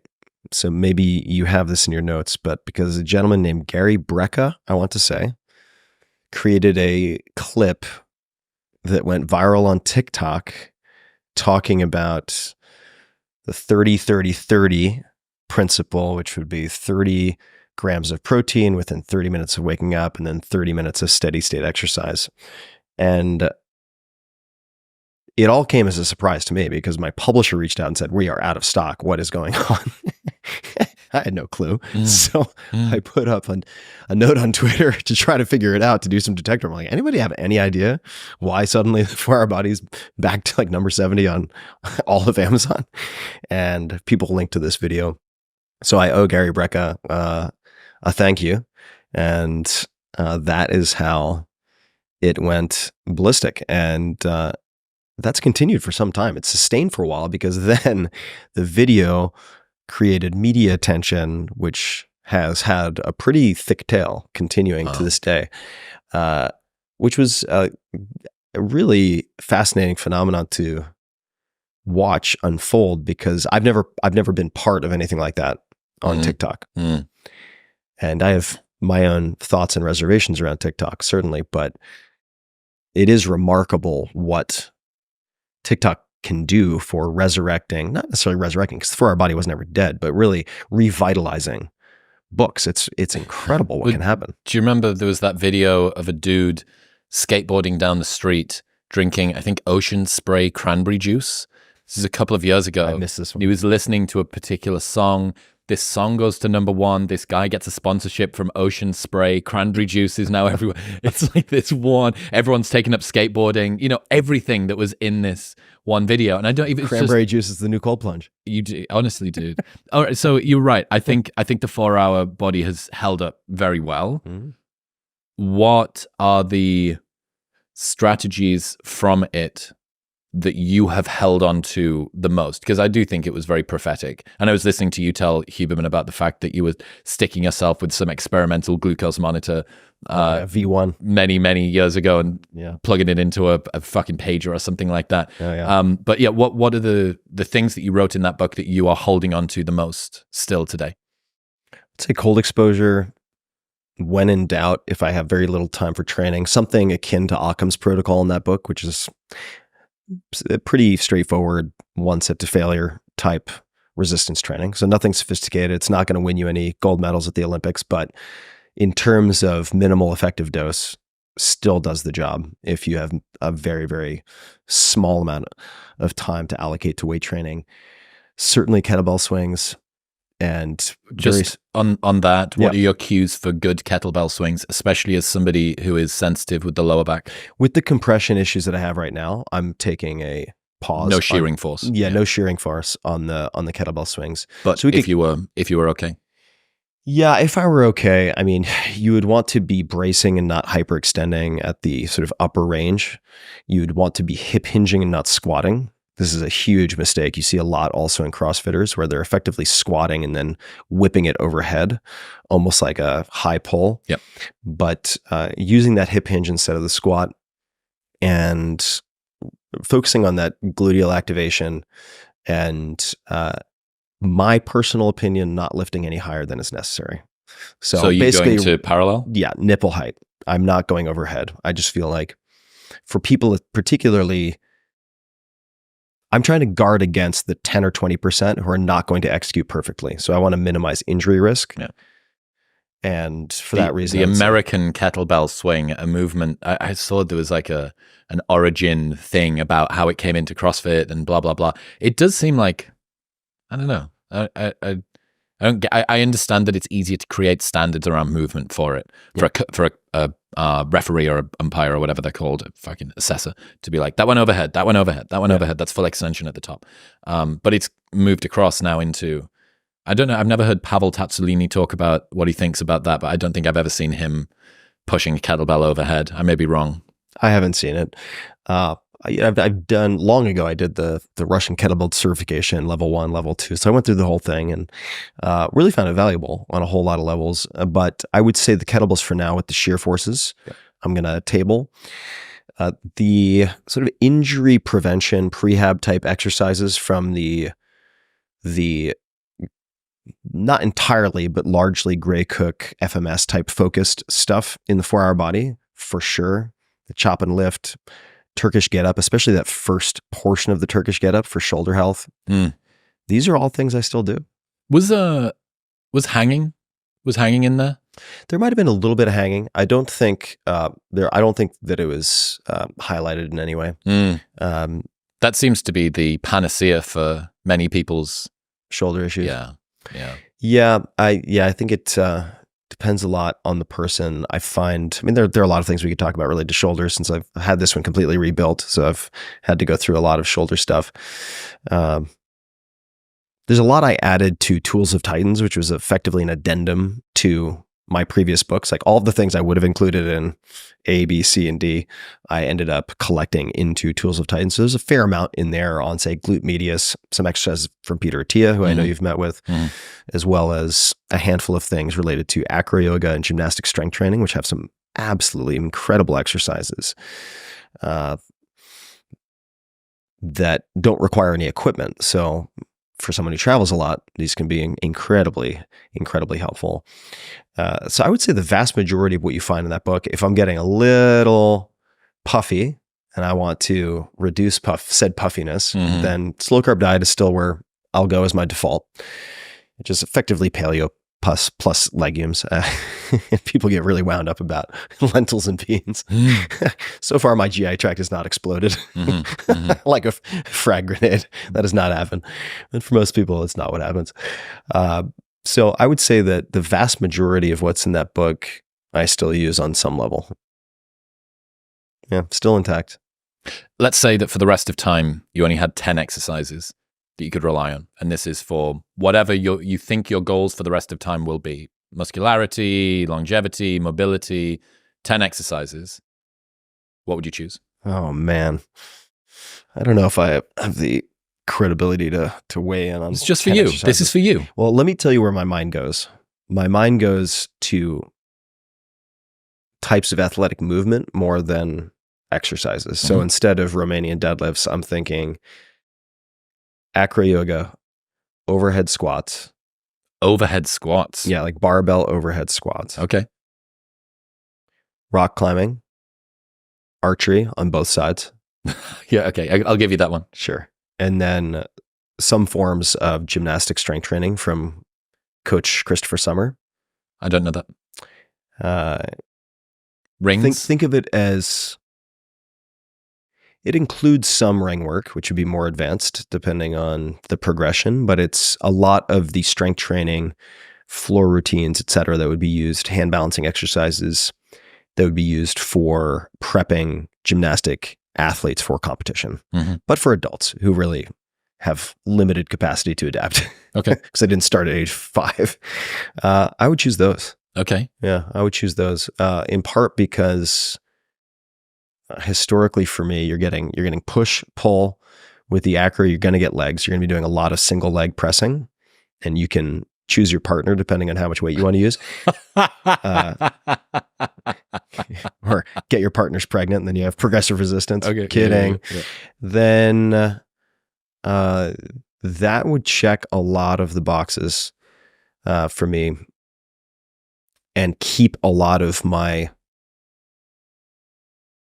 creaky issues at bay with respect to kind of hip back, which might seem counterintuitive when you think about the like ass to heels overhead squats or the acro yoga, which seems to at first require quite a bit of flexibility, but you end up developing a lot of strength in end ranges if you're doing it strictly. And frankly, all of those other things, or a number of those, are also fun at the end of the day. Have you taken up pickleball yet? I have not. I've tried it. It's fun.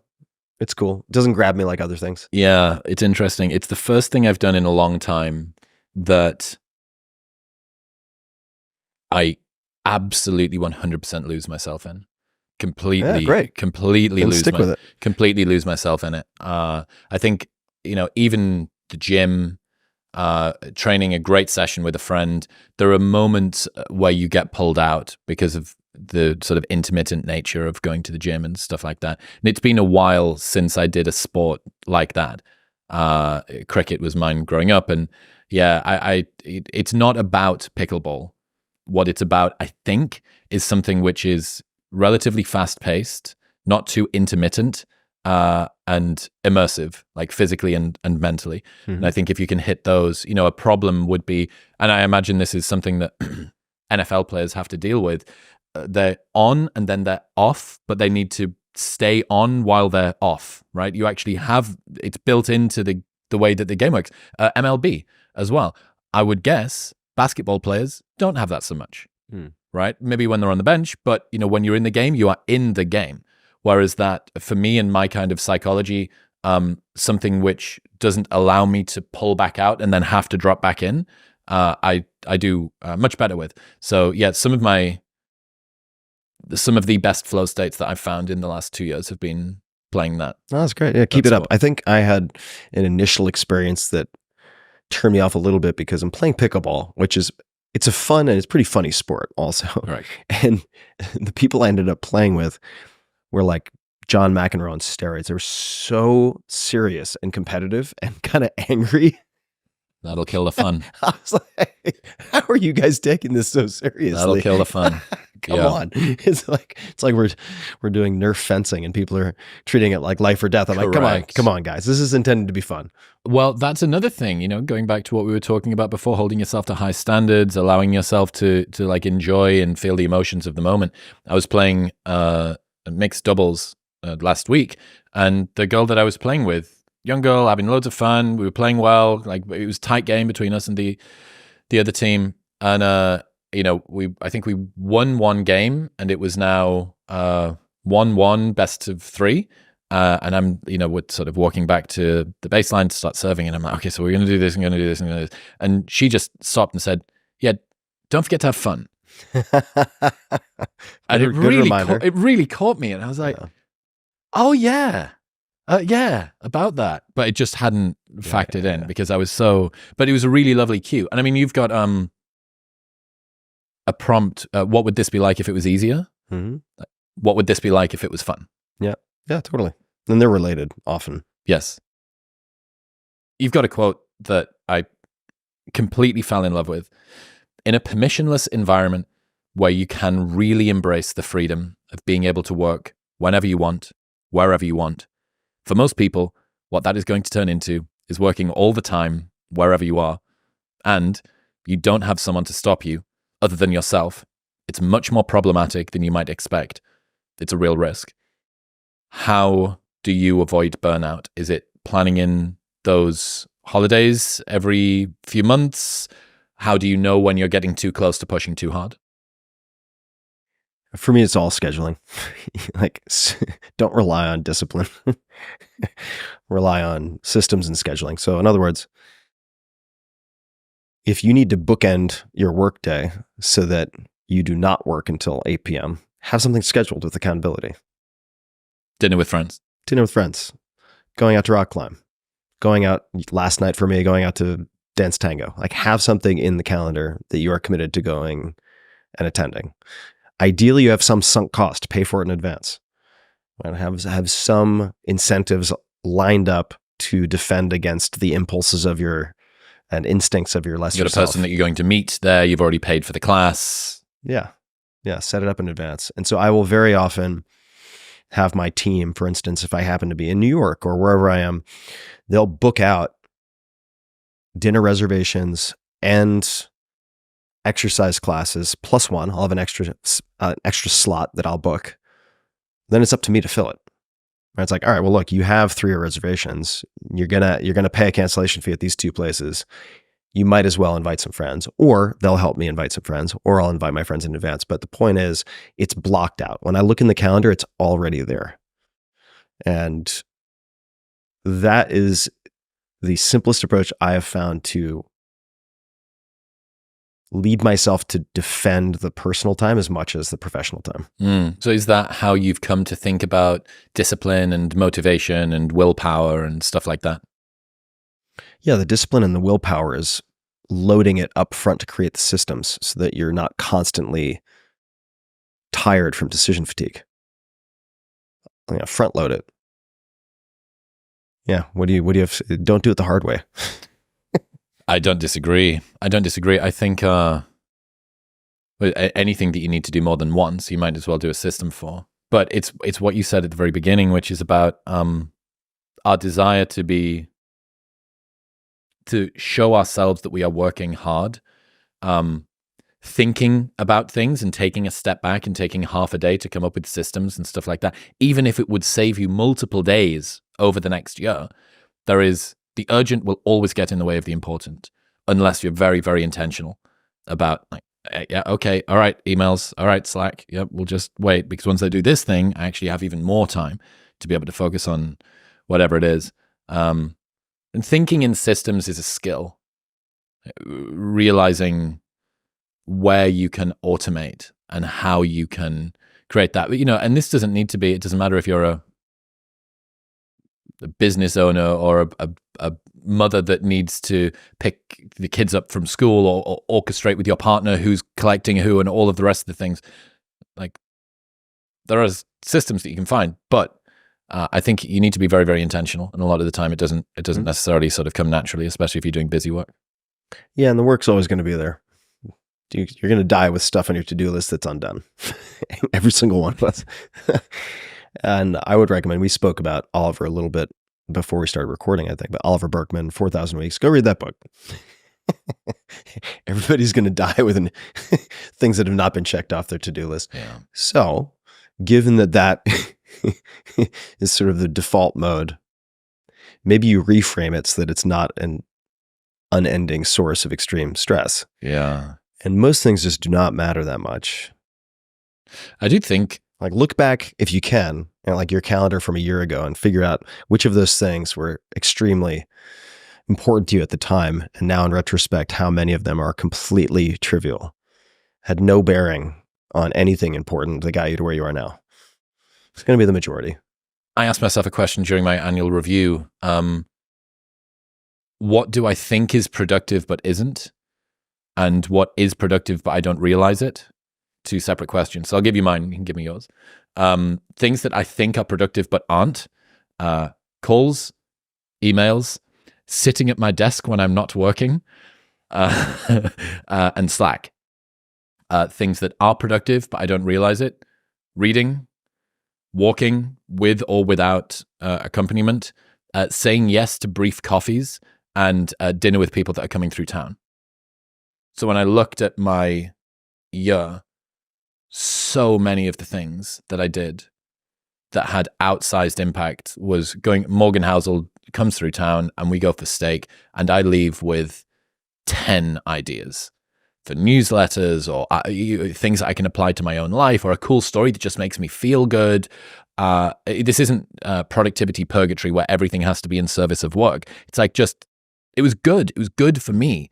And it was good across multiple levels. And then I look back and sitting at your desk when you are not working and being like, yeah, but I'm here. Like, look at how much work I'm doing. Look, boss. Oh, wait, I'm the boss. Yeah. Wow, I'm such a shitty boss. Yeah, I know, I am. Are there any things that come up for you there? Things that are productive but you don't realize it, or are not productive that you think are?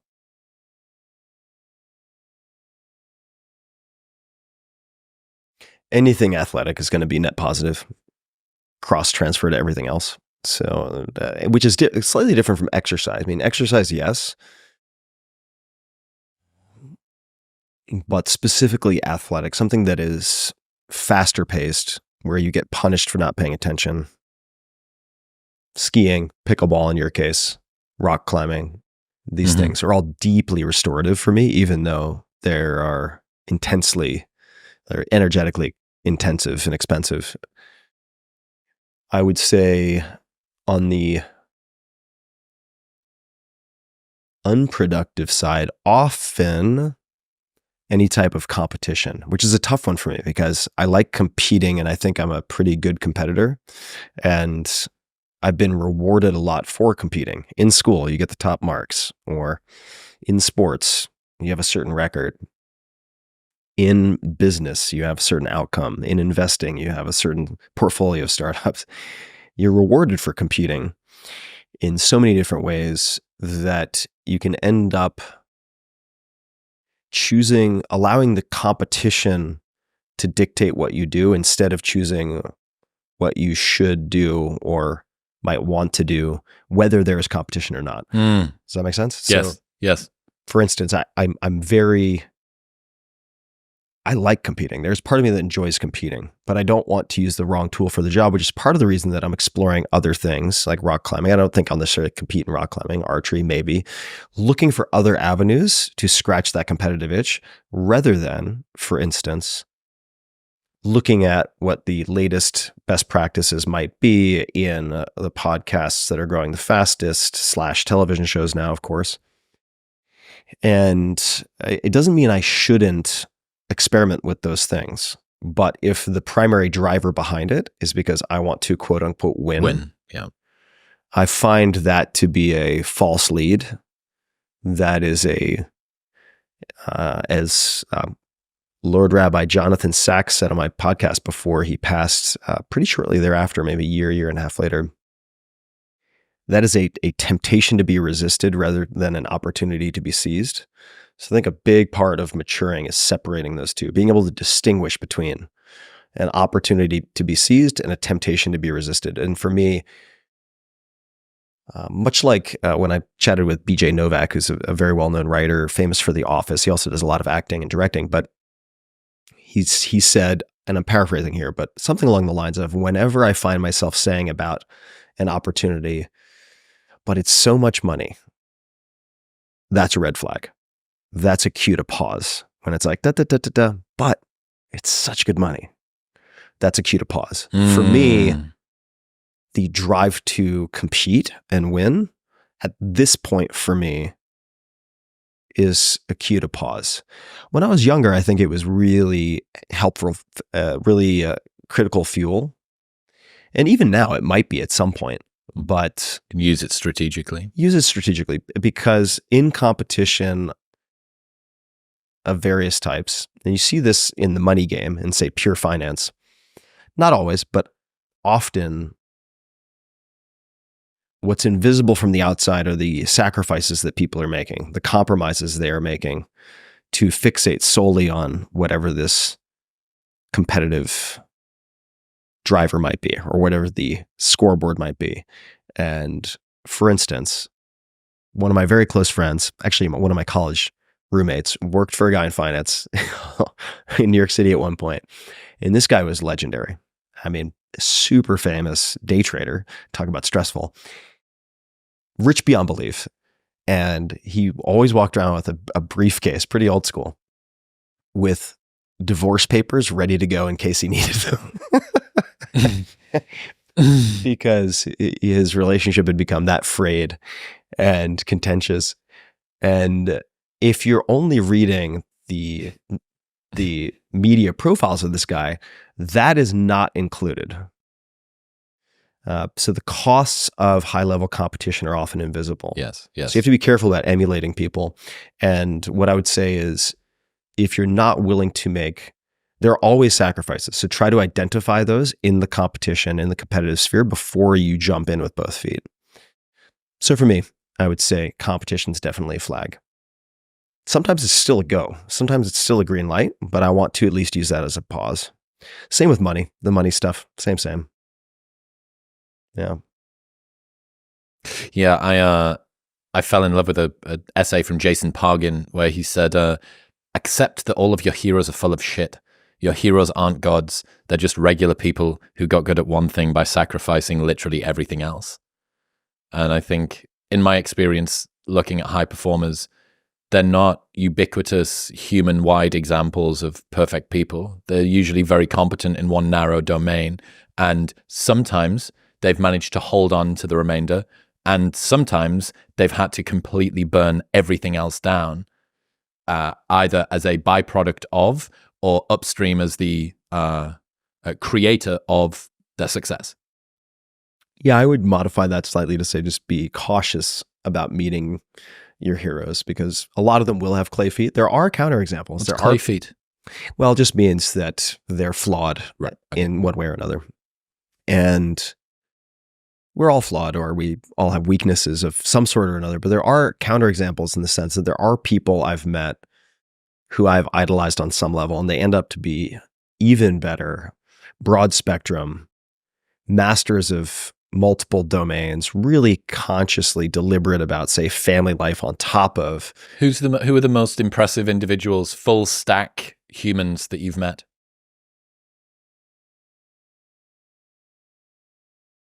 There are quite a few. I would say Seth Godin is very high, very wise, really walks the walk. And I've spent enough time with him now to see him in a lot of different environments, to get to understand more about how he raised his kids.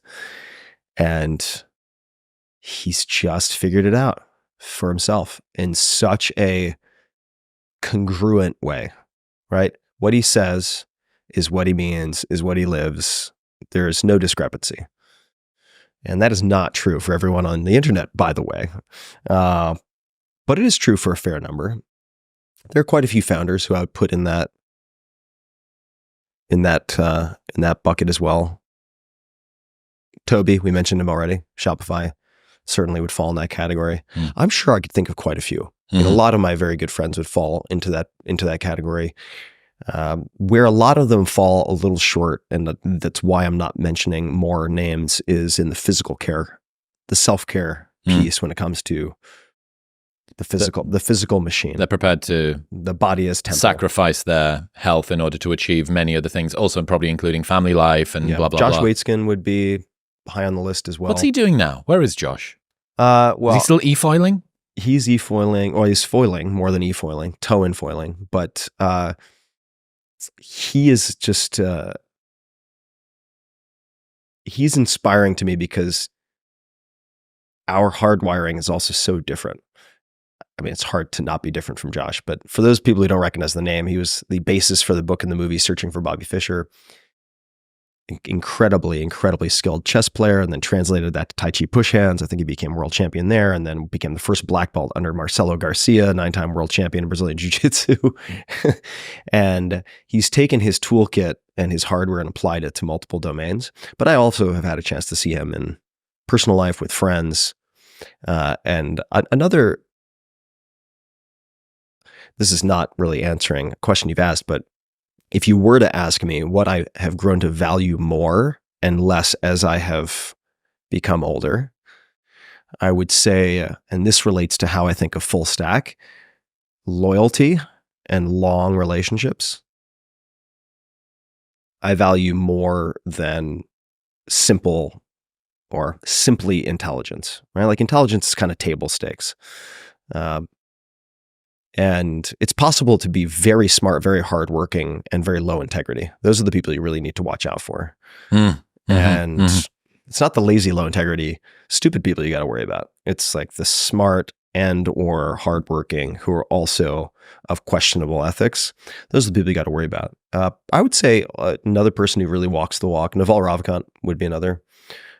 He's a well-known serial founder. I recently spent a week in Roatan with him at that Prospera thing. Yeah.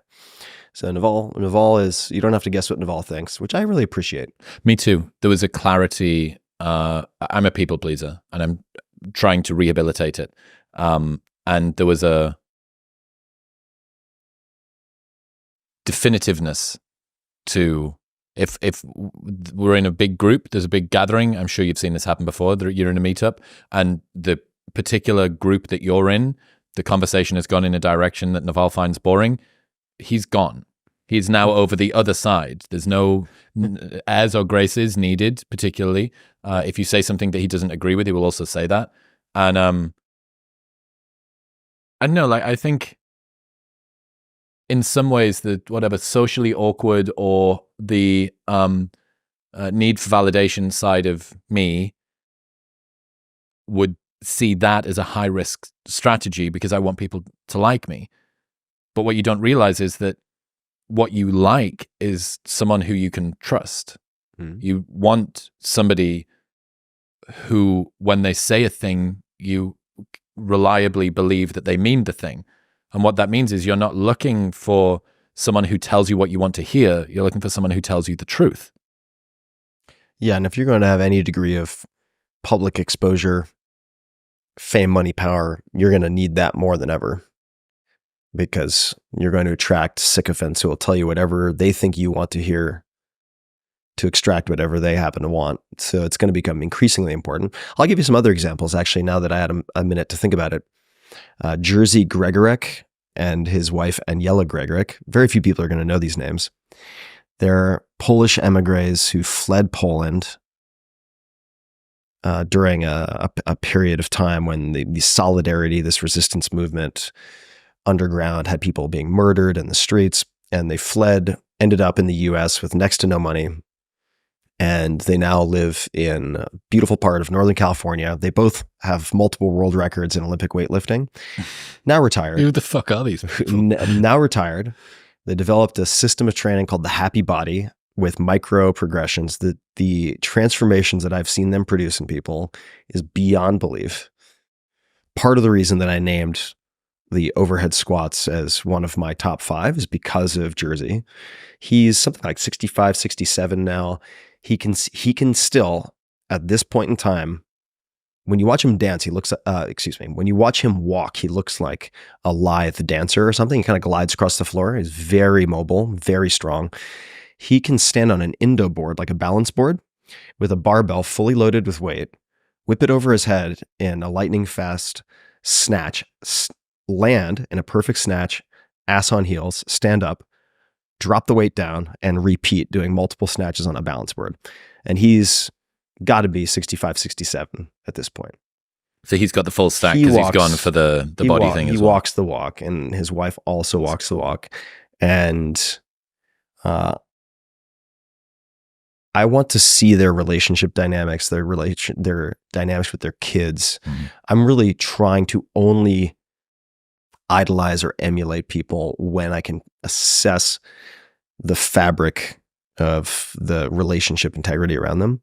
Can't always do that. So you can try to experiment with different habits from this person or that person. Just be careful because the sacrifices are invisible unless that person is sharing things very explicitly. I've been fascinated by the price that people pay to be someone that you admire. You know, what is it that this person has to sacrifice, either consciously or unconsciously? What are the byproducts of them getting to the place that they are? You're looking at an outlier in a very particular domain. What are the other things that have come along for the ride? Mm-hmm. Talking as well about loyalty, there's a quote I stumbled upon from Christopher Hitchens that said, "A melancholy lesson of advancing years is the realization that you cannot make old friends." Yeah. And there's something beautiful about being along with people for the ride. So my editor, Dean, that you met earlier on, he was here from episode 1, 6 years. You know, we worked together for a long time before that. And there's something really cool about being able to see the trajectory of your relationship, of where you were, of where he was, of what's happening. Like, that's cool to do. And I worry about the sort of transient, transactional nature that people have of being able to do the digital nomad thing, which is fantastic, but not having roots down, not being able to sort of embed yourself socially. And the same thing happens with internet. You know, I'll unfriend you, I'll block you, you're basically deleted from my life. I don't think that that's a particularly evolutionarily adaptive way to use the mechanisms that we have for social support well. You know, I would add to that, just thinking of the quote that you read earlier about the freedom to work anywhere, anytime, often meaning that you end up working all the time, all places, all the time. The most under-emphasized chapter in the 4-Hour Workweek is the filling the void chapter, which people tend to skip over. So like, I'll get to that later. And the gist of that is, I suppose, a underlying assumption, which I happen to think is correct, and that is that the positive does not take care of itself. In other words, if you fix the work piece and you have enough money, that suddenly your life will be great because you will instantaneously manifest these relationships and activities and so on that make the hard work worth it. That doesn't automatically happen. You have to build those things along the way. And if you have a void because you've let all your hobbies atrophy, you've let relationships atrophy, maybe you're just moving from place to place to place, so you have no constants, the void will fill itself with more work because you do not have a compelling replacement. Work will end up swelling to fill the void if you don't have a compelling yes to other alternatives that are in the calendar. That is almost a certainty. It's not just a possibility, it's a certainty, which is why when I sometimes get asked, what do you wish people would pay more attention to in the 4-hour work week? It's the filling the void chapter. That's a question that you ask a lot of people. What is it that in X people gloss over that you wish that they didn't? Basically, what is a highly unpopular but important insight? I know that you're a fan of questions, so that's one of yours that I think is really fantastic. Very, very well done. Talking about the world of podcasting and content creation, what do you make of where we're at now? You're at your decade-ish anniversary. We're going into a new world of short form and video and high production and low production and desire for authenticity and credibility.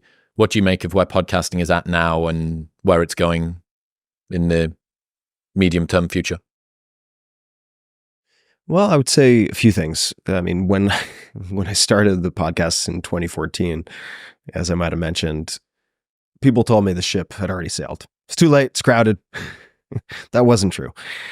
It's certainly more saturated now, but I think there is always a market for great.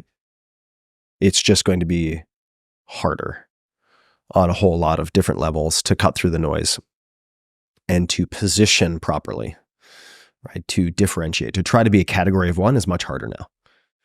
And I'm inspired by, on one hand, the incredible production value that a lot of people have brought to bear. Actually, not a lot, handful. I would say you exemplify the production value. Thank you.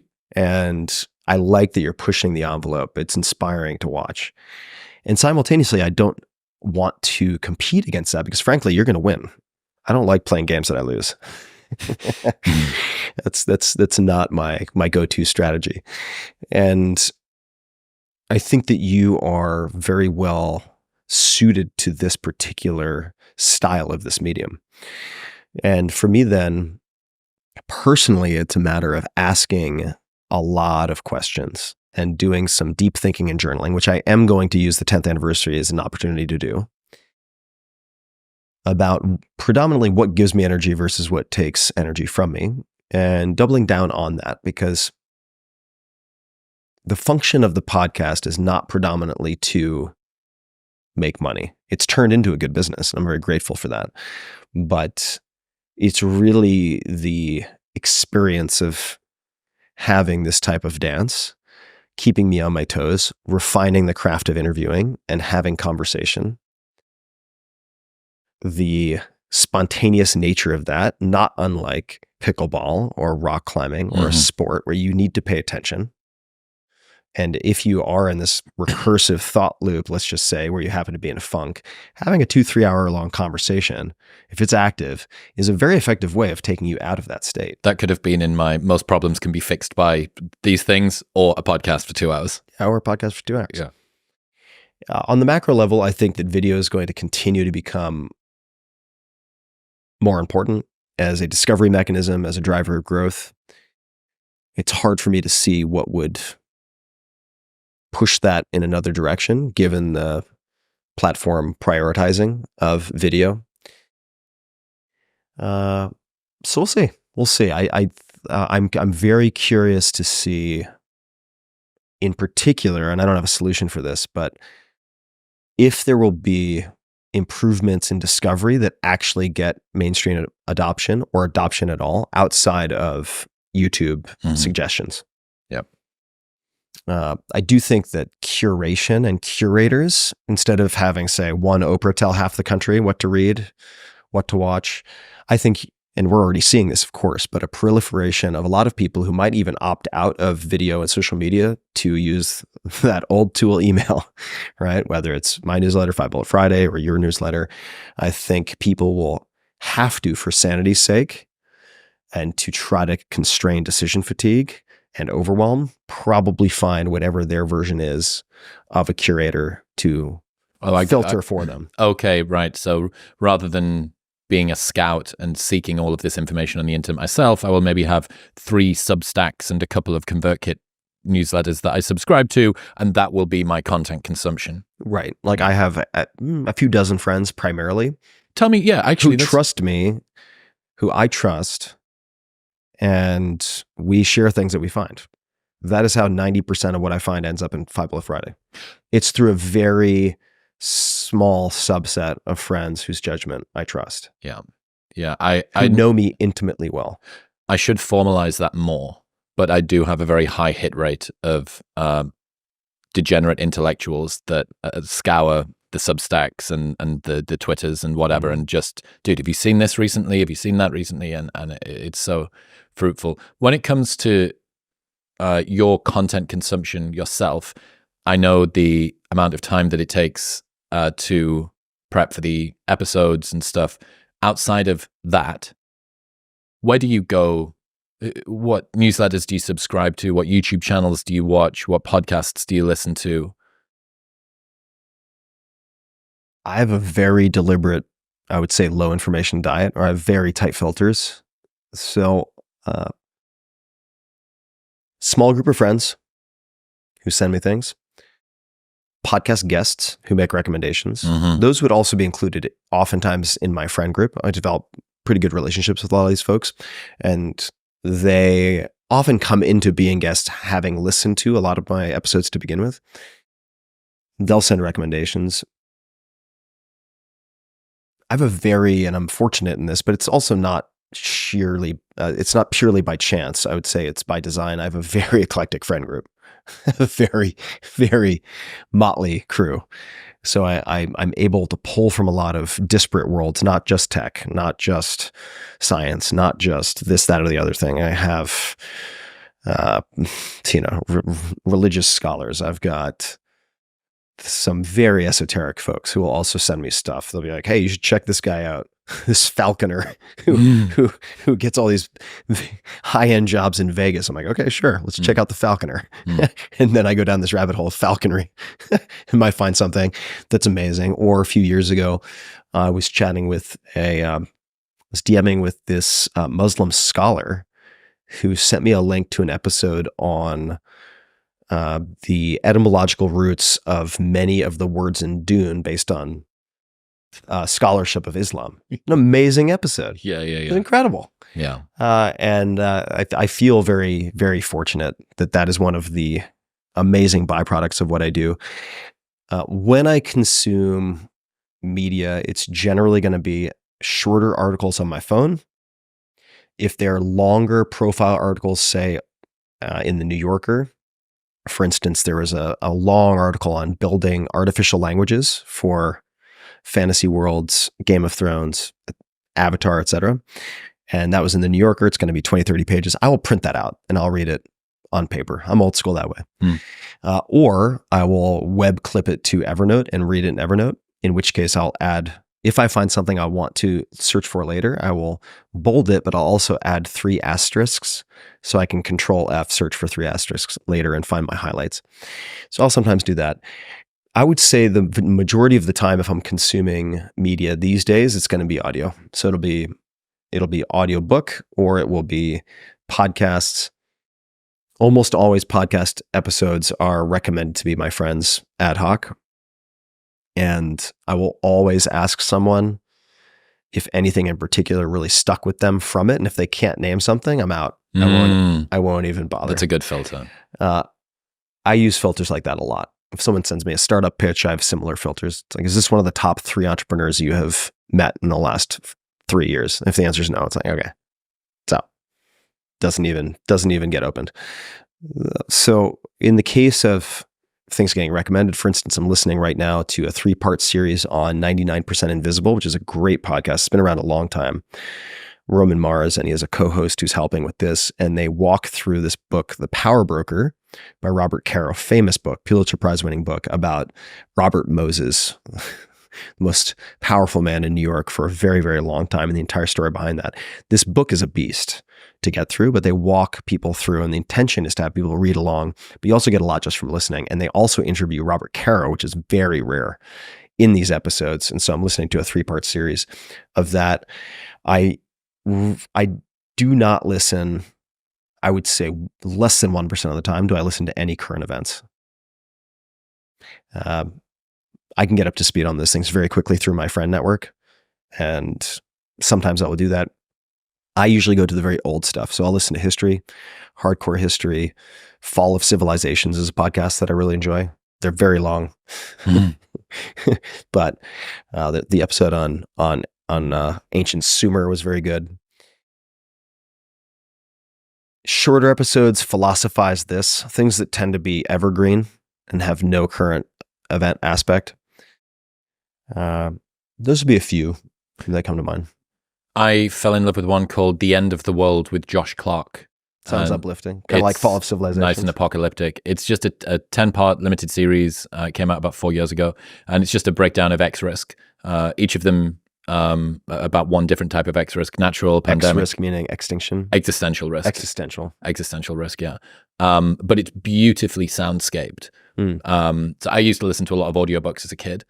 And, a radio drama with actors and sound effects, and they're walking through the woods and stuff. And this thing's just gorgeously done. I've never really, that modern wisdom for me is so all-encompassing and totally liberated for me to pursue whatever I'm interested in. I've never really thought like, I would like to do a passion project, like this is the passion project. But if I was ever to do something that creatively was a little bit different, I would be pretty fired up to do something that has that degree of soundscaping and sort of immersion to it. That I feel like that would be a cool, not that I don't have enough to do already, but that would be like a cool other project. 'Cause I just really, I love the sensation of listening to that. I must have gone back and listened to it, like 5 times. It's 10 episodes. It's on Apple Podcasts. It's free.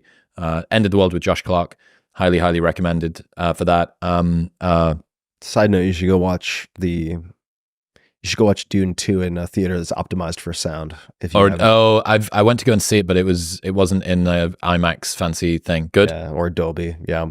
If you see it optimized for sound, it's a great experience. I didn't realize when Oppenheimer came out that there's 24 theaters around the world that allowed you to watch 70mm IMAX natively in the correct aspect. 24 globally. One of them is in San Antonio. Right around the corner. And some Indian kids channel, some dude, 10,000 subscribers, did a good video, and the video caught a little bit of fire. It was like where you can go to watch it. And it was, the best thing are these 24. And then if you haven't got those, there's 150 that are kind of this, which is almost as good, and it's not that. And then there's 3,000 that are like that, and then blah, blah, blah. It was a really great video. And I was like, oh, and I paused it on the 24. I was like, San Antonio, how cool. Right there. Yeah, really, really cool. So that was good. I think 2 or 3 maybe are in LA. You mentioned, you kind of alluded earlier on to the perils of audience capture. Either personally or professionally when it comes to content creation, how do you avoid the mimetic pull of regressing to the crowd, of kind of feeding red meat to people either interpersonally to get them to like you because of a need for validation, or to the audience in order to get them to like you and to kind of keep the plays going? How do you follow your own curiosity and sort of stay true to that, whilst also knowing that there is a degree of game playing that kind of needs to be done?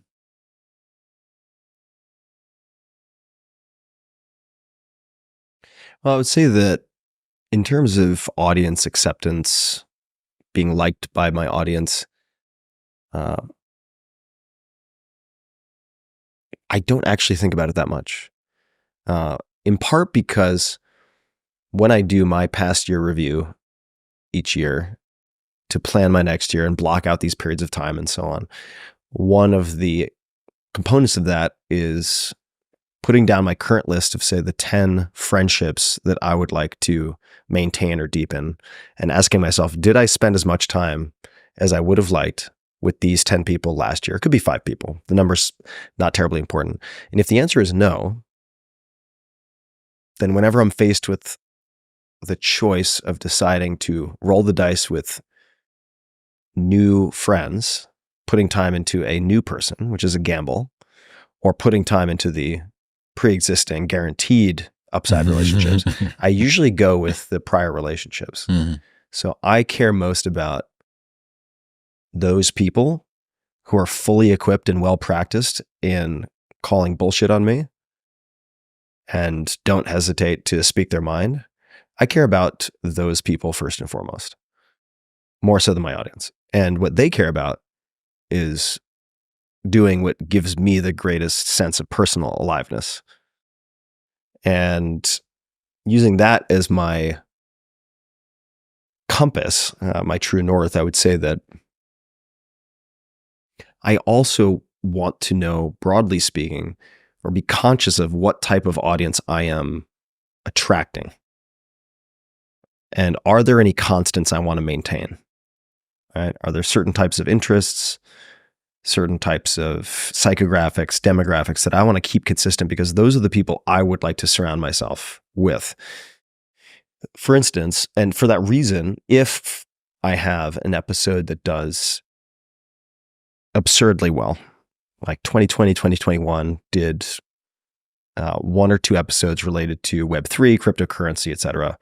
Although that wasn't the stated objective, I was delivering on the promise of deconstructing world-class performance. I was talking about the habits, routines, mental models, etc. of these people, but the subject of the hour they wanted to discuss was something related to crypto. Those episodes went parabolic. Bananas. And I try to take that. I always take that, actually.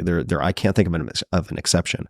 Before I try to replicate, before I try to add more fuel to the fire by adding 5 themed episodes on X, doing a mini series of 6 on X because X delivered a lot of downloads and maybe I can capitalize on that from a financial perspective by doing A, B, and C. I ask myself, if I telescope out 6 months, 12 months from now, and I have done this, how will the composition of my audience have changed? Who will I have repelled? Who will I have attracted? And when I went through that visualization exercise, I didn't like how it looked. Which is not to say there are great people involved, and a lot of my closest friends are very heavily involved in some of these areas. In addition to others, they do not hold on to any one of these components like religious zealots identifying themselves with lots of ists and isms and so on. However, there's a lot of collateral damage in those communities as well, and a lot of terrible behavior. So I made the decision not to replicate. I didn't do it. I went the opposite direction. And as long as you take care of your audience, and you need to decide in advance, if you're hosting your own personal TED, who are the 1,000 people you invite? Where every break, every meal, you're going to be with these people and you get assigned to a random table. Mm-hmm. Okay. If that were to be 6 months of your life, not just a weekend event, how would you want to compose that audience? Okay. Well, that's a consideration. But the first determining factor is what gives me the greatest sense of aliveness, because that gives me endurance. It keeps the more curiosity is used, the more you have, right? It's sort of the opposite of a finite resource in that respect. And those are the basics of how I approach it. And there are trade-offs, right? I saw this woman at a climbing gym recently. She had a shirt on that said, no solutions, only trade-offs. And I wasn't sure what that referred to, but I kind of like that as Thomas a Sowell prompt. quote. What was that? It's a Thomas Sowell quote. Oh, is it? There are no solutions, only trade-offs. Oh, there we go. Thanks. Yeah. Now I know the attribution. Great. So I sat with that quite a bit, and there are always trade-offs. When you're opening one door, you're probably closing one. It might be temporary. It could be over a longer period of time. So I'm more than happy to make trade-offs on the business model economic side to optimize for the longer game. I'm also using the podcast as a way to workshop many other things, right? Just like I used the blog for a long time to workshop and experiment with things that ended up becoming books later. You can trace the 4-Hour Body back to my first really viral blog post. I am constantly workshopping. I'm constantly sort of lobbing a pebble into the pond to see what the ripples do. Yeah. And I mean, the newsletter and Twitter are so good for that, I think, to just, and the podcast as well. We have quite a good repurposing engine going on from, this episode, and things will be clipped that are short, and then something will take fire, and I'm like, well, why did that get 100,000 likes on Instagram? Like, what about that section or thing? And I'm like, well, is that worth exploring a little bit more in a piece of writing? And it's like Readwise for your own content. You know what I mean? It sort of resurfaces shit that you forgot that you'd said. I love all of that, man. When you were talking about your friends and what they want for you and what they value in you, it kind of got me thinking about how any friends who are more happy for you when you make loads of money and have loads of plays, and aren't more happy for you when you're just fired up about what you're doing, aren't particularly good friends. So optimizing not only for those sorts of people to be around you, but also to think, well, if that's what my friends want for me, they don't care about how much money I've got. They don't care about, good friends don't care about how many plays I'm doing. Well, if it's both good for them and good for me intrinsically, there's very few reasons to not do that. And I understand there is a degree of game playing, and this is, I think, different creators with differing sort of scopes of how much they do this. This is something that we think about a lot, you know, like we want to get plays. We need to do the... What do you mean by get plays? We want... Oh, plays, like downloads? Plays, yes, correct. Sorry. I thought that was... What did you think I meant? I thought it was like Britishism or something. Oh, no. Much more basic than that. Sorry. Play on YouTube. Yeah, correct. Yeah. So, you know, there's a degree of... From Long Island, I take a while. There's a degree of packaging that you need to do with this. But you also don't want to desensitize the audience with the limbic hijack thing so aggressively that they don't sort of trust what you're saying anymore. Yeah. And finding that balancing game, like ethical algo hacking, we call it. How much of this is okay and how much of this is not. And as soon as there's ick, but increasingly, and this is like a champagne problem, I suppose, the more that the show has grown, the more that I think about, like, am I excited 10 minutes before I sit down with the person? Do I want them to hurry up? And if I want them to hurry up, good. And if I just optimize for doing more of that, and I think that the same is true for friends. Yeah. You know, I had this insight, again, coming from a nightlife background, where so many young people don't have friends, they have drinking partners. And much of the reason that they drink is because the events that they're attending are so boring that the only way they can get themselves through it is to sedate themselves out of realizing just how boring it is. And the same thing is true with the books that you're reading. I've been told that I'm supposed to be interested in this book. Mm-hmm. Okay. And how do you feel when you read it? Fucking hate it. All right. Maybe bail out and read more Red Rising or Patrick Rothfuss or whatever. Like, just read the thing that's good to you, because that's going to fuel you way more than like, and there's certainly times when you need to do things that are hard. Like, you need to put the nose to the grindstone. There are going to be writing the book, doing more research, going over a fourth draft of the whatever, which I'm sure you're intimately familiar with. Fourth, I'm like, early days. To only need 4 drafts. Early days. My blog posts and like draft 37. Let's say that there's somebody listening who wants to dream bigger and wants to have more self-belief that they can make things happen in the world. What would you say to them?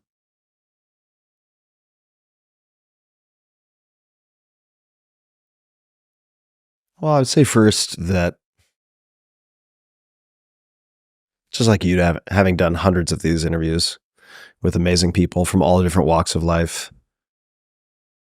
that the high performers are usually buckets of neuroses, just like everybody else, with some really serious insecurities that maybe they're aware of, maybe they're not, who have figured out how to capitalize on 1 or 2 strengths and have been able to create systems so that they can focus and leverage those things.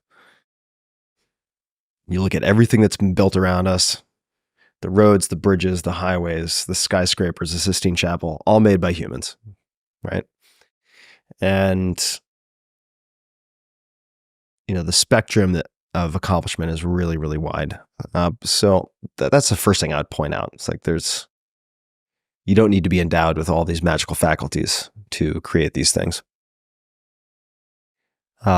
Secondly, I would say that paradoxically, it's often less crowded to aim for the home runs than it is to aim for the base hits. Because so many people underestimate themselves that the base hits and the doubles are more crowded, just in terms of top of the bell curve, than aiming for the big. There's a warning though that I should add to that, which is it's very easy to hide behind the big. This is borrowed from Seth Godin. In other words, you can say, I want to change the world. Okay, great. But then on a day-to-day, week-to-week, month-to-month basis, what does that mean you're actually doing? What is your next physical action for that? And people can hide behind this big nebulous hand-wavy thing. Mm-hmm. And it's like, okay, well, what's the antecedent to that? What's the antecedent to that? Maybe it's just finding product market fit and building a company that solves a problem with a product. Great. Okay. Let's back out of that. Now, what do you need to do? All right, I need an MVP of my website. Okay, great. Put it on some paper. Okay. Can you show that to somebody? Forget about building the website. Have your first contact with customers. Okay, great. Can you get them to pay you $1? If not, back to the drawing board. And I think that with the dreaming big, it's important to be able to back up. But a lot of it just comes down to trying a lot, doing 80-20 analysis to identify what the trivial many are and what the critical few are, being able to separate those two, double down on the critical few, understanding what your strengths are, so that you can find something that is easier for you than it is for most people, right? Having a support system around you, like friends. By the way, very high yield question to ask. Just ask your friends, when have you seen me at my best? When have you seen me at my worst? You can get a lot of good intel that way. And then just play the game to the best of your ability and really try to be a category of one. It's a lot easier if you find the right arena to be the only instead of being the best, which does not mean you don't focus on quality. But if you don't think in terms of trying to create a new category for yourself, very often you end up in a red ocean type of scenario with a race to the bottom type of dynamic where it is incredibly difficult to create a career, an identity, a source of income that has a protective moat or margin for error of any type. So I would encourage people to deeply think about that as well. So that's a lot. But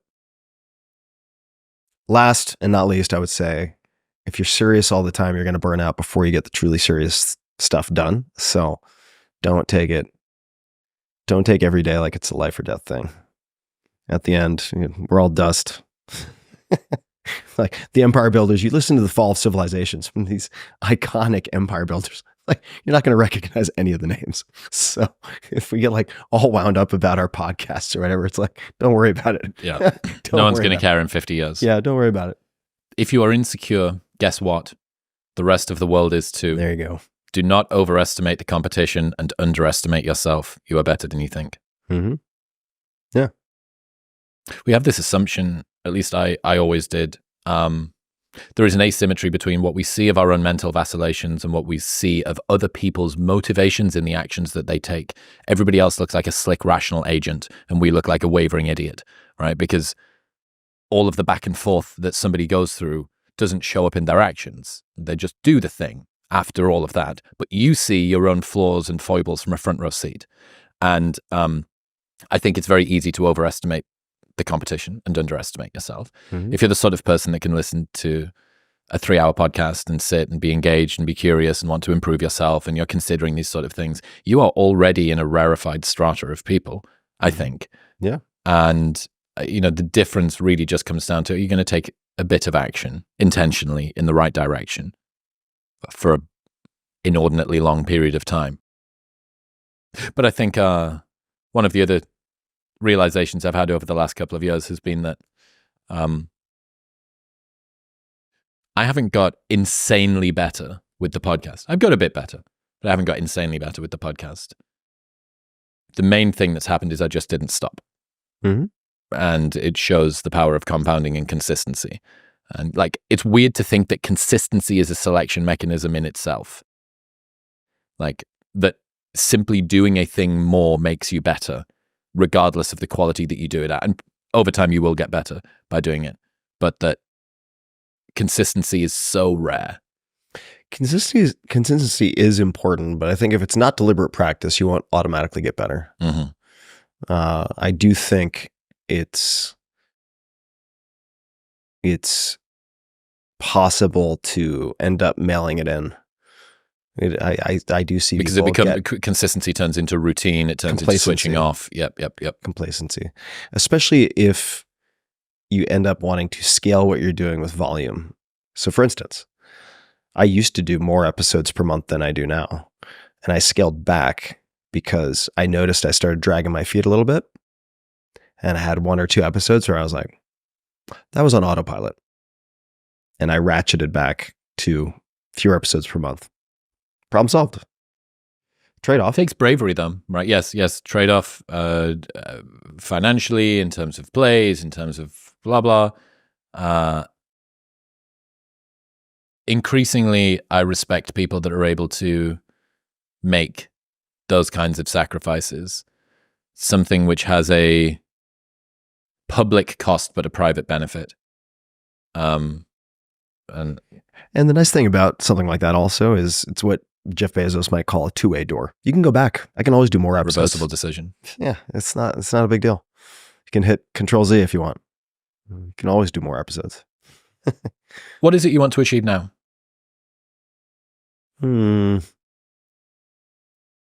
Wife hunting successfully. Having some kids. I think that's the next chapter. Not in a rush, but also not dragging my feet.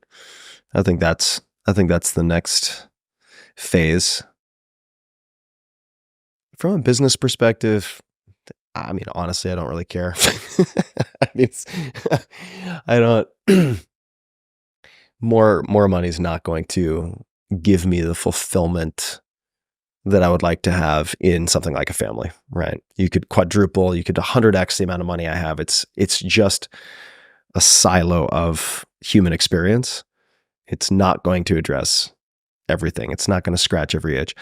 So I think the family experience is the next experience. That's unfortunately not something that is incredibly easy to just reverse engineer and execute, plan, and achieve, as many other things are.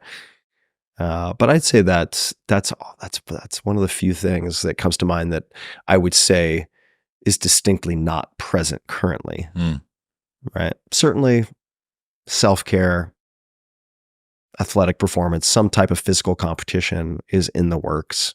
And that's important, but it's part of my self-care routine as opposed to a macro level life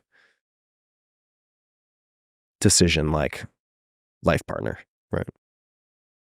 I'm excited for that. I'm excited for the unrelenting dad podcasts, the child rearing experts that are going to come on. Yeah, we'll see if I'm even in the public eye at that point. I might just back out, disappear.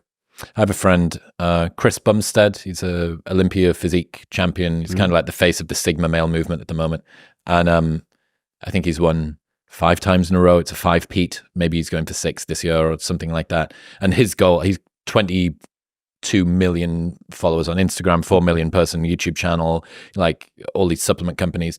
His outright goal is produce babies, retreat to cabin in woods with wife and babies. Like that's the thing. You know David Perel? Yeah. Yeah. So David said on a call we had forever ago, 5 years ago now, he's done really well with rite of passage financially and status and stuff like that. And he said, throughout my 20s and most of my 30s, I thought what I was doing was making myself more successful so that I could be more successful. And what I realized was I was making myself into the kind of man that would be the father to my future children. And I thought that was really cool to think about. At the time, much of what you're doing has a ego-driven, sometimes narcissistic, sometimes competitive, statusful, all of the things, the testosterone coursing, all of the rest of it. But in retrospect, there was this sort of weird ancillary benefit that you didn't think about, that it was teaching you lessons and forging skills for you that are going to allow you to pay it forward. Or the opposite. How so? Well, you could be developing the skills to be a cold-blooded killer and execute without empathy or remorse.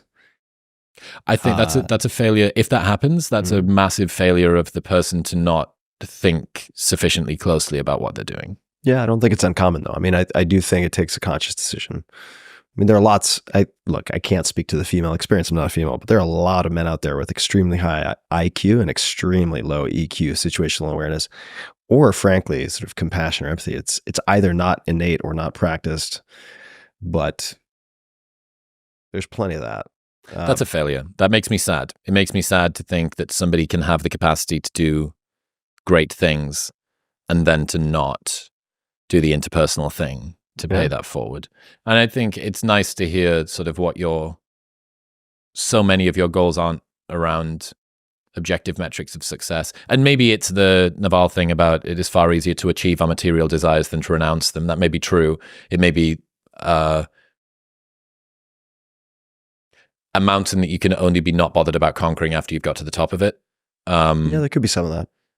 But it's cool. It's cool to hear that that's like I would also recommend, and I do not have kids, so what do I know? But certainly I've seen people summit the mountain and then attempt to retreat to the woods, to the cabin, and have the wheels come off completely.